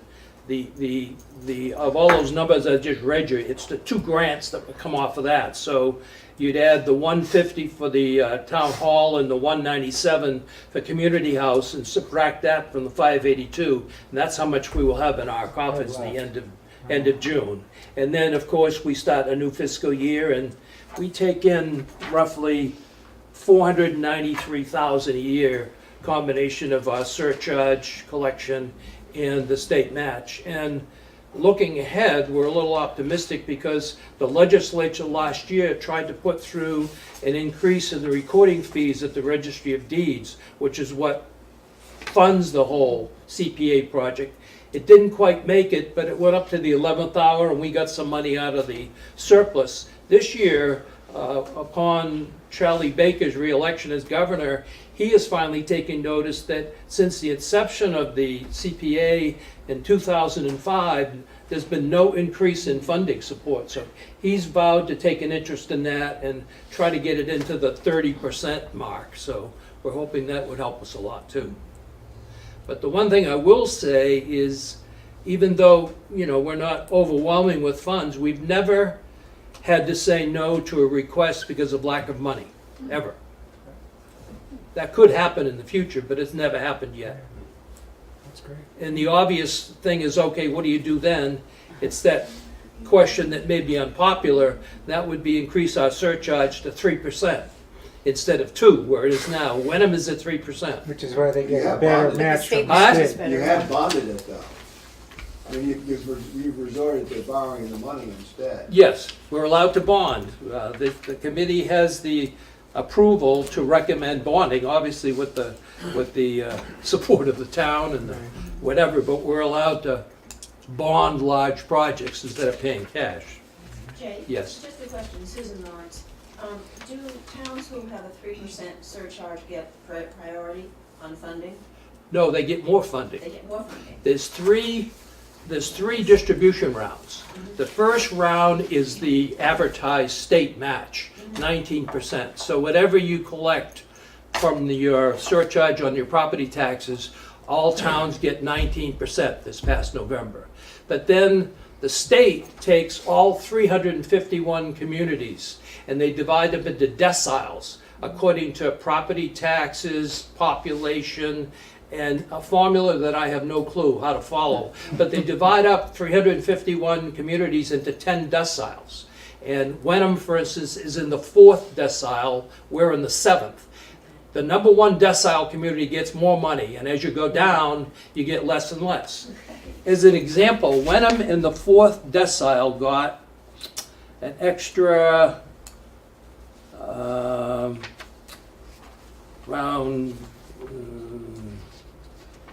around $80,000 more in rounds 2 and 3.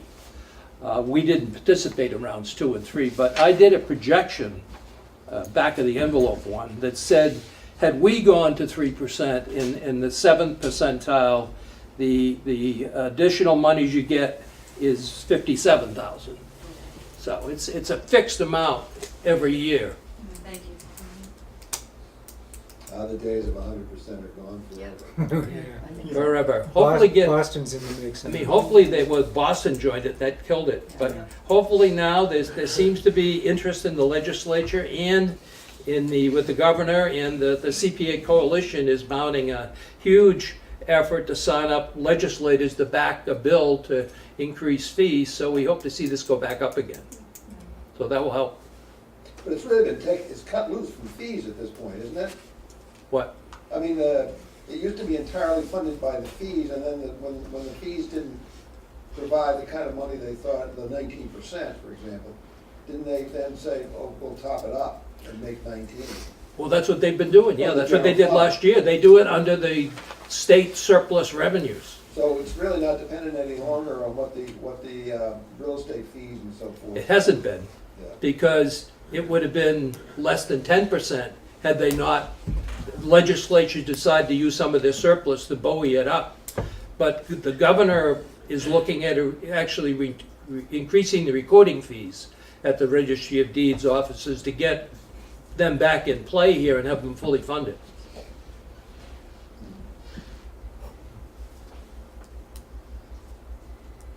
Okay, any other questions for? Just Sure. another quick question about it. I know there's been talk about maybe reining in some of the spending for usage for the CPC funds, and I'm wondering if that's under consideration that you know about from the state. I think that was one of the things that the town had mentioned here, that maybe it was becoming too free using CPC funds for things that maybe traditionally weren't supposed to be used for that purpose. The short answer is no, I haven't heard anything, but, you know, we're restricted to the three categories. We can do historic preservation, we can do open space and recreation, and we can do community housing. And there are certain rules as to whether things deserve to be preserved historically, and what do you mean by community housing, and those are very well defined. But yeah, I mean, there's a lot of smaller requests. This past fall, you may recall, we approved several projects, $10,000 to replace the basketball hoops at Patton Park. We $5,000 to refurbish the cannons at Patton Park. Those are pretty small numbers that you would think, you know, under a planned obsolescence thing, maybe they should have been in the budget, but beyond that, they are eligible for funding. Yeah. Okay, I just remember a couple of years ago, I had attended some of the CPC meetings, and there was talk, I don't think just in Hamilton, but sort of generally, that rubric of what was eligible was maybe getting a little out of control and really taxing CPC funds, and it got away from what it was originally intended for, affordable housing and. So I don't want to get into a discussion here on the process of Sorry. CPC and the use of CPC fundings. That's out of our agenda and out of the remit. I think it's an interesting discussion. We should have it at some point, but I'm not sure this is the right venue. Okay, my apologies. Yeah, no problem. Okay, so any Thank other you. relevant things for Jay? Thank you very much, Jay. Thank you. All right, so does the Finance Committee have any updates on liaison assignments? I can give you a brief update on Town Hall Building Committee, since I was just there for a couple of hours. Hey, Town Hall Building Committee, before you scoot out.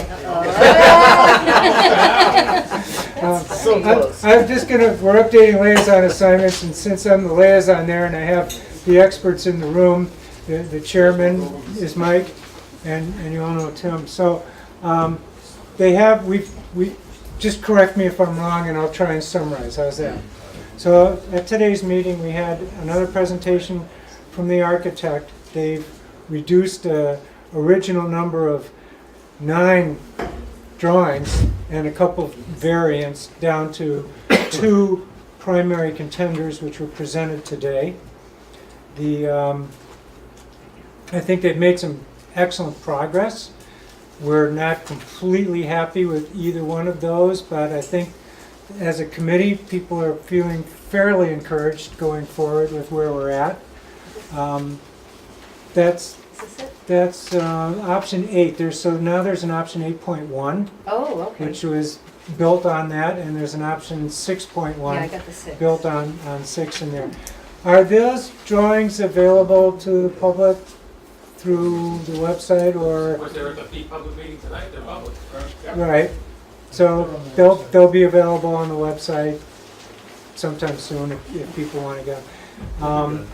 And so we're moving forward, and as Jay said, we're going to need some more, the committee is going to need, the town hall building committee is going to need some more funding to keep the process going, to pay the architect and the owner's project manager until we get to where we can actually have a good estimate, have a plan that we all like, and there will be a lot of publicity and sharing of these plans going forward. They're going to do a whole community outreach. We need to get in touch with the Historical Commission and the other people. So, and did I represent that fairly? He's asked me to make a statement. Mike is feeling camera shy. He's a new chairman. He's not quite used to the spotlight yet. We'll get him there, though. We'll get him there. One of the other things, Phil, just to remind you, that was discussed tonight was that at the next meeting of the Town Hall Building Committee, which the date hasn't been determined yet, the effort is going to be made to reach out to a number of other committees in town that have that this committee is supposed to interact with on the charge. The Historic Commission, the Council on Aging, the Finance Commission, to have some representation there to get more input, more community outreach to get into these design options so that we can take them in the right direction. Does that feel better, Mike? So, yeah. So as soon as the Town Hall Building Committee sets the date of that next meeting, we'll make sure that we do a better job of broadcasting. I mean, their meetings are always public. They're always put on the calendar. Yeah. But we'll put an announcement on the town meeting, on the town website.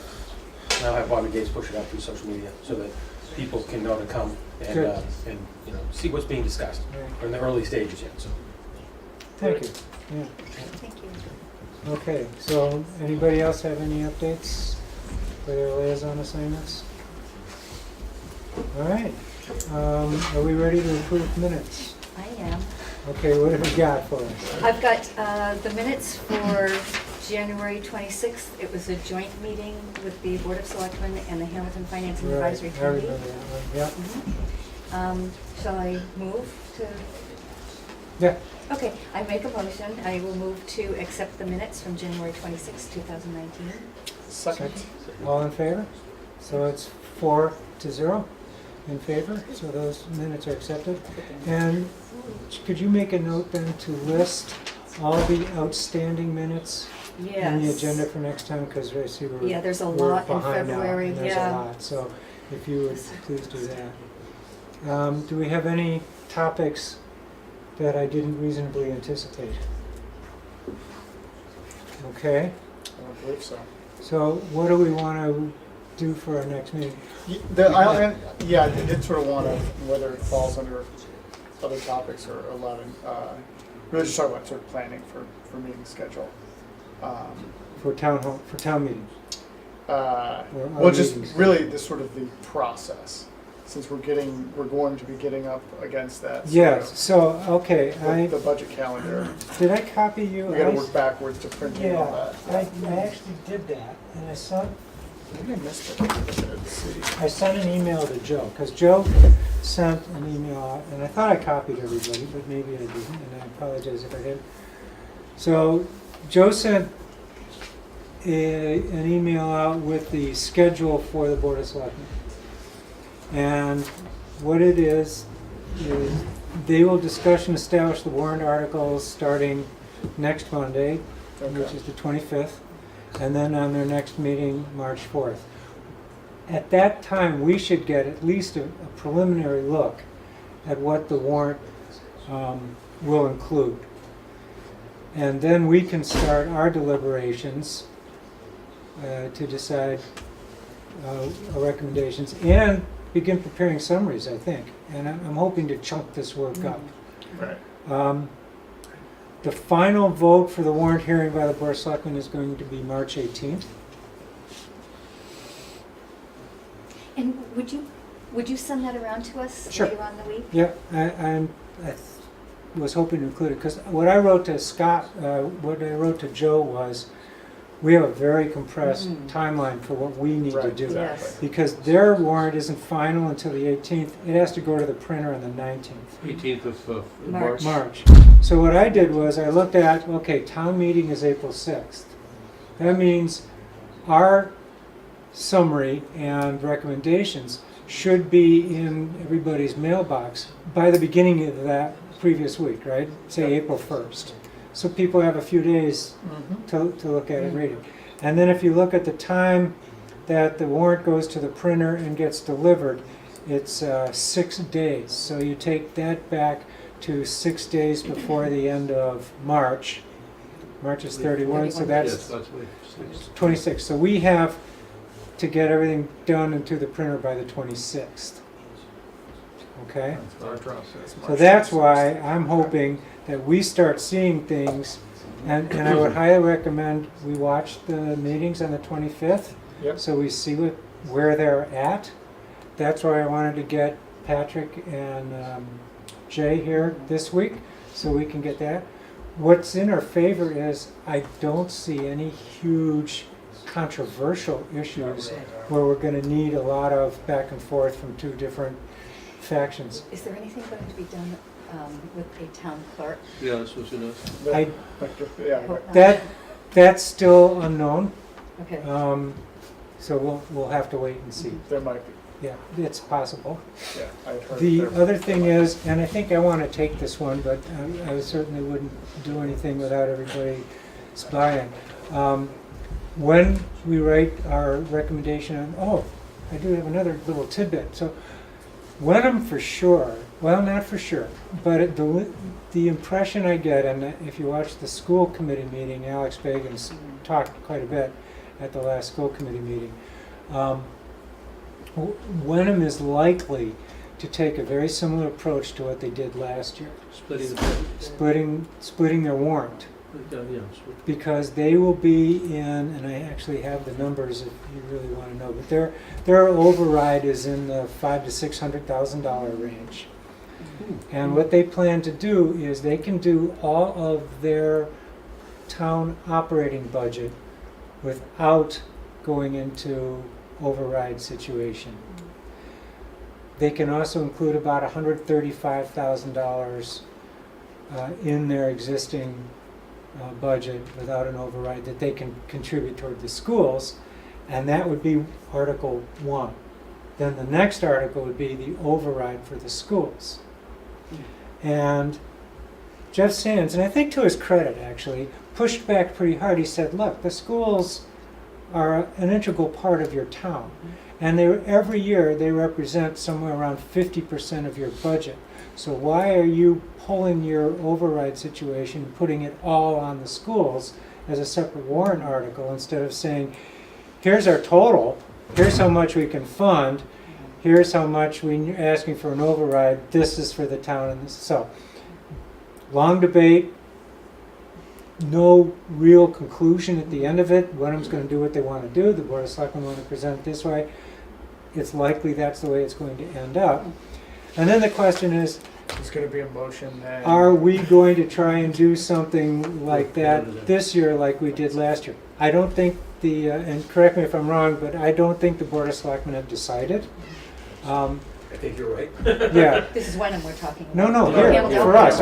Because last year Last we year looked we- at Wenham's situation. We My remember opinion, is, I don't think we should do that this year. I think we've gone through the school budget. Last year, we had real concerns about the school budget, and we wanted to try and make it clear to the school committee and the administration that parts of their budget we thought were lacking. John spent a lot of time with them. I've spent some time with them. I don't have that impression this year. I would also, I would agree. And I think it further, the communication, at least from my perspective, from both school administration as well as the school committee has been a lot better this year. And because of that, I think, and certainly, Jeff Sands said as much, that splitting the warrant last year was, he didn't see the point of it, and in some sense, I don't see the point of it this year, especially since they have made good faith efforts, I feel like, towards more transparency. And yeah, that's sort of So we'll see where it what the is. Board But of we'll see where Selectmen it do, is. Where- and we can make our Right. recommendation and have our own vote on that. The other point Ultimately, though- I mean, if they split it, I think, you know, I think we heard as much that they're gonna do the exact same thing again, and that they're just Yeah. gonna combine it into one motion. Probably, Um, which would mean, if it gets approved, I mean, then the town Right. has to say, no, you can't combine it, we want to vote separately, I mean, then it all goes to the Right. town meeting. The part that I think we should think about including in our summary is the fact that there's no capital plan for the schools. Right. And to me, that's a real dereliction of responsibility between the school committee and the administration, however you want to do it. What's coming to us doesn't include a capital plan, and their capital plan was rejected by the voters last year. We know they need some, you know. Desks. Yeah, they need some stuff. Right, right. They need some of this stuff. So, as part of our summary, I think we should call that out Yeah. at some point. And like I said, I think I'd be more than happy to take a first crack at writing that summary. We can decide when we get our first crack at the warrant and see how it's How to structured, parse off the, how we'll parse that out. And then I think what we should do is come together, and it would have to be an open meeting, have a long discussion, make the revisions, and have to go to print pretty soon. I mean, yeah. we may have 2 iterations on some of these if we need to. So, but I'm certainly open to suggestions from anybody for process or input. No, I think that's, you know, I think that's probably the way, when you parse them up, and people take a first stab Once we or, see what they've got. right. Let me just ask, just so I, We have liaison assignments, so we can probably use that as helpful to parse things out. we're not, how many things are we gonna be seeing? We're gonna be, we see the You mean articles? articles, we see about 3 from the planning board, From something CPC. from CPC. 3 from the planning board, some from 2 or 3 from CPC. Let me take a look. There will be obviously the budget, which is usually the big one. And then there will be one for formation of a capital stabilization plan. There will be a capital plan that we want to add money to, so those will all be separate warrant articles.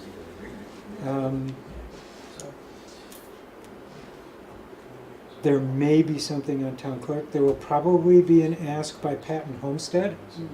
Yes, I assume they would. Yeah. And there will be there may be, nothing's for sure, an article from the Affordable Housing Trust because they want to try and restructure the trust, and that has to go to town meeting. They want to increase the number of members because they're always up against their quorum. Yeah. And I think the town manager is currently a member, and I think they want him to be shifted to an advisory role. But like I said, I haven't seen anything, this is just what I'm hearing. And there may be something relative to the Rich property on Essex Street. That's the one where they're telling the town to stop using these trails that you've been What using. kind of action, like eminent domain? I don't know. I don't know, and maybe there won't, maybe there won't. We have to wait and see. We heard tonight there probably won't be an Airbnb one, and Internet. Internet, I know, yeah, I love internet. that. I haven't heard of anything else. There will be a capital plan for this town. Yes. Right. Joe, Yes? there will be a warrant article probably for a town capital plan. Yes. And when would we be able to start looking at what will be on that and the source of funding and all that business? Yeah, I'm gonna meet with Marissa on Friday and start to kind of reorder what's on the existing, or like the most recent capital plan and put forward. There was some, in the green books, there was some Yeah. some clarification of what was done in the past and what was in line for this year. Yeah, but it's not, A couple of those you know, things, it's gonna be tweaked. it's gonna be tweaked. It's not Right. exact. There are some things in there that I've already discussed with Marissa and Tim that we might want to take out. So I need Okay. to, I'm meeting with them Friday morning, and Yeah. For the big and ones, then we'll talk Tobacco about Road, right? yeah. So Tobacco Road, there's a couple different things tied up in it. What we talked about, paving it. The residents out there want us to pave it. And also the water. But that's, part of that is really dependent on. Made it one of my goals to get it paved, so we want to get it paved, but we also want to know, should we run water main down there? Yeah, and isn't part of that dependent on a discussion with Yeah, so Manchester? I've started to have some discussion with Manchester, and there's some positive news out of that, and then there's also some negative news out of that. Okay. And then I've asked him to work with, incidentally, an engineer that we brought on to give us a second estimate on the road, is also the engineering company, a separate section of the engineering company, is actually the manager of the Manchester water plant. So that's fortuitous because, within their house, they have a lot of knowledge about that plant and what it needs and what its capabilities are. So I've asked him to talk to them some more, get me some more information about what's available out there. It's very possible that we could ask for the money to do the paving and hold off on doing the water main. It's not outside the realm of possibility that we could add water main later on without really, quote unquote, tearing up the whole road, if we pave it now. So Really? it's kind of it's not necessarily the best way to go, but what I don't want to do is invest $1.5 million running water main down the road and then find out that either the water source isn't compatible with our needs or Manchester wants us to go in a totally different direction altogether. Right. So without having some definition there, some firm commitment there, We've torn up a lot of roads to put in new water mains in town before. Wouldn't be the first time. it wouldn't be the first But it's time. not the optimal way to do it Right. if we can avoid that And too. there's the whole issue about going out Chabaco Road obviously isn't to provide water to the dozen homes along Chabaco Road. It's about water security for the community as a whole. Right. There's, beyond having the conversation with Manchester, there's also the need to have a conversation with DEP because the water out there at that source is in a different watershed than the water where we currently draw from. DEP doesn't like to see you, doesn't want you, doesn't usually want to allow you to mix water sources within your water system. So if we were going to go do that, probably the way we propose it is to separate the two systems somewhere in the middle of the valve, run half of it out of the North Coastal Basin and half of it out of the Ipswich River watershed. So that has to be explored, and whether DEP would even allow us to consider that. Manchester says that long-term their goal would be to tie into the Salem Beverly water. Wow. That's gonna So, change everything. That changes everything on us, right? So then, Zoning. then that gets you thinking, well, Right. where's the quickest, easiest way for us to tie into Salem Beverly water? If we're talking about water Right security. down Main Street, yeah. Well, so Tired of using what it is. interestingly enough, one of the ideas that came up was that Salem Beverly water already serves Gordon College, Right. and the closest point to us might be the college, Oh, yeah. and Coming up. bringing it down Grapevine. Grapevine. Mhm. So that's another conversation. There's a lot of conversations I need to have. Right. It really has me hesitant to include water main this year on Right, Chabaco so we Road. we don't know at this point. So we don't know. Yeah. Okay, I have some conversations to make, conversations to have with the board of selectmen. sure. I don't want to make rash decisions, or recommendations, I should say. So, we'll see where it gets Good. us. That might be coming out, Okay. some of it at least. Okay. So that's, from all I've heard going around, maybe you guys have heard something else about other potential warrant. No, I have not. No, other. And I mean, so the warrant closes on Monday? No, it'll be March 4th, so there's two meetings. Monday is the first one, and then March 4th is their second one. So And- then the So warrant what do you mean there's closes. two? Or what is the warrant? Or did they So- close so- the warrant after the second one? Well, warrant is actually final voted and closed probably 3/18. Okay. That's what I have. So there will be two more meetings to discuss and establish the articles, Gotcha. and then the closing on 3/18. So Is that the deadline for citizen petitions? must be if they're going to close the Or I warrant. didn't know if there was I haven't heard of any citizen petition. yeah. Joe, Yeah. you see, you should have left when you had the chance. I know. Have you heard anything about any citizen petitions? No, we haven't yet at this Okay. point. And, You think? I don't know.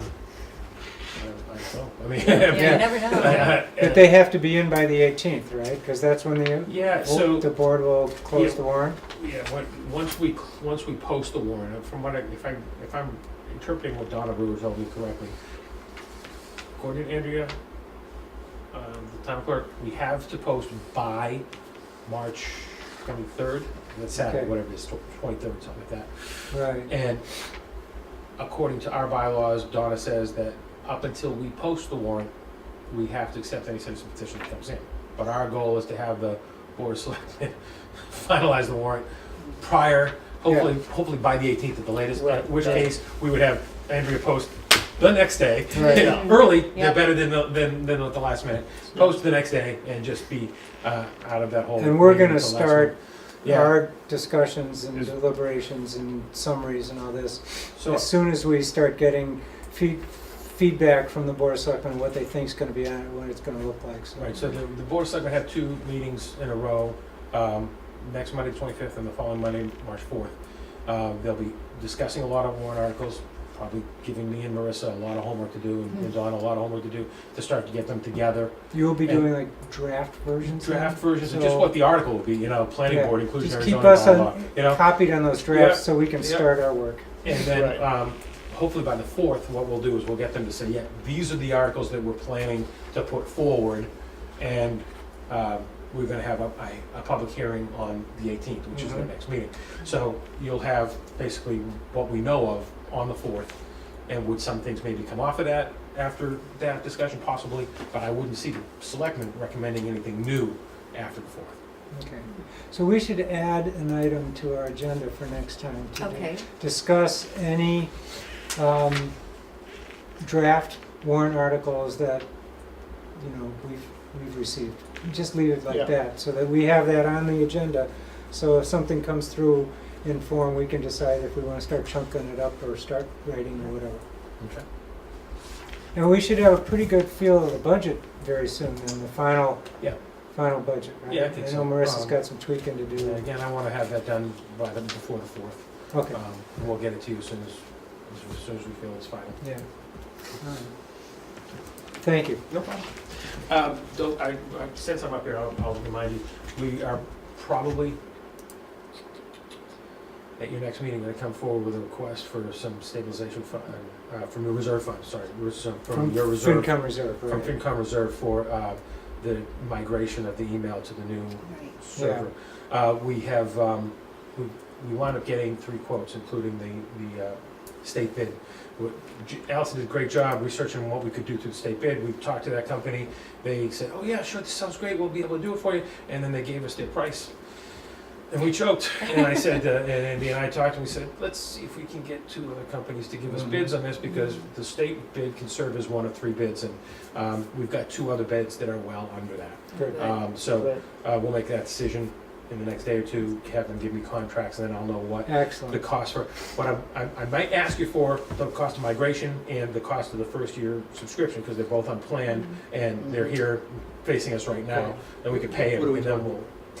It's looking, 70? it's looking like $15,000 annually for the subscription, and then about 10 to 13 for the migration. And you don't That's a want the one-time. migration from us, and the subscription would be operating budget? Well, this year I might ask for both For from you. both, and because then right going now, forward, going it'll be forward, the operating. subscription would be in the budget. And Right. that's one of the changes we're gonna make. Okay, One of the changes we're gonna make in our budget is that we only pay $2,000 a year for our email service. We're gonna have to change that number to $13,000, so. so can you let Darcy and I know as soon as possible Yes. that you want that? Yep. Or actually, Darcy, make a note to put it on, Okay, yep. and then And we'll give you all the details. if it gets in time right for the next before meeting. the meeting when you gotta post, Shall and I we just say haven't heard anything, we can discussion drop it. of, Discussion of using FinCom reserve fund for town email system. Thank you, appreciate that. Yeah. And we'll get you all the particulars well before you. When's your next meeting? 2 weeks from tonight. Well before that, so we'll have all the information. Okay? March 6th.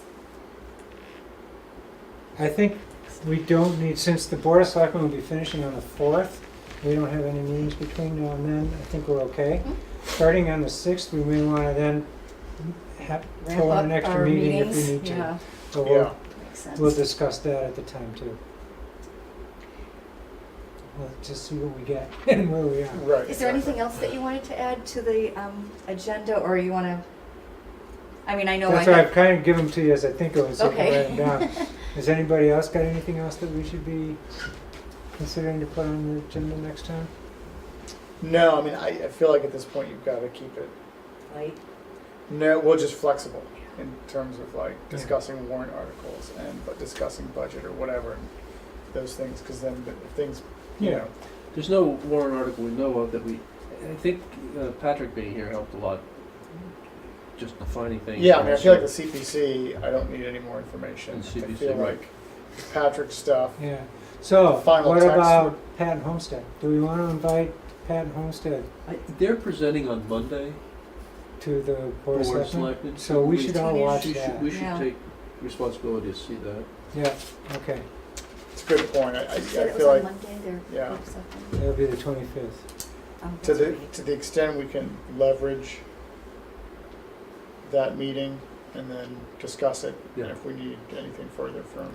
And that's why I was asking about the Yeah. different, any bylaws, or any, excuse me, any warrants that we knew of, So other than that. it's better to put something that might come up on the agenda and then get to it and say, you know what, it's not an issue, than to not be able to discuss it. So why don't you So put you that put it on, on Darcy, and we'll take it off before Okay, you submit it. and that's the February 5th BOS warrant meeting? No, what we Pat want to put on is Oh, the I'm sorry. discussion on Patton Homestead article.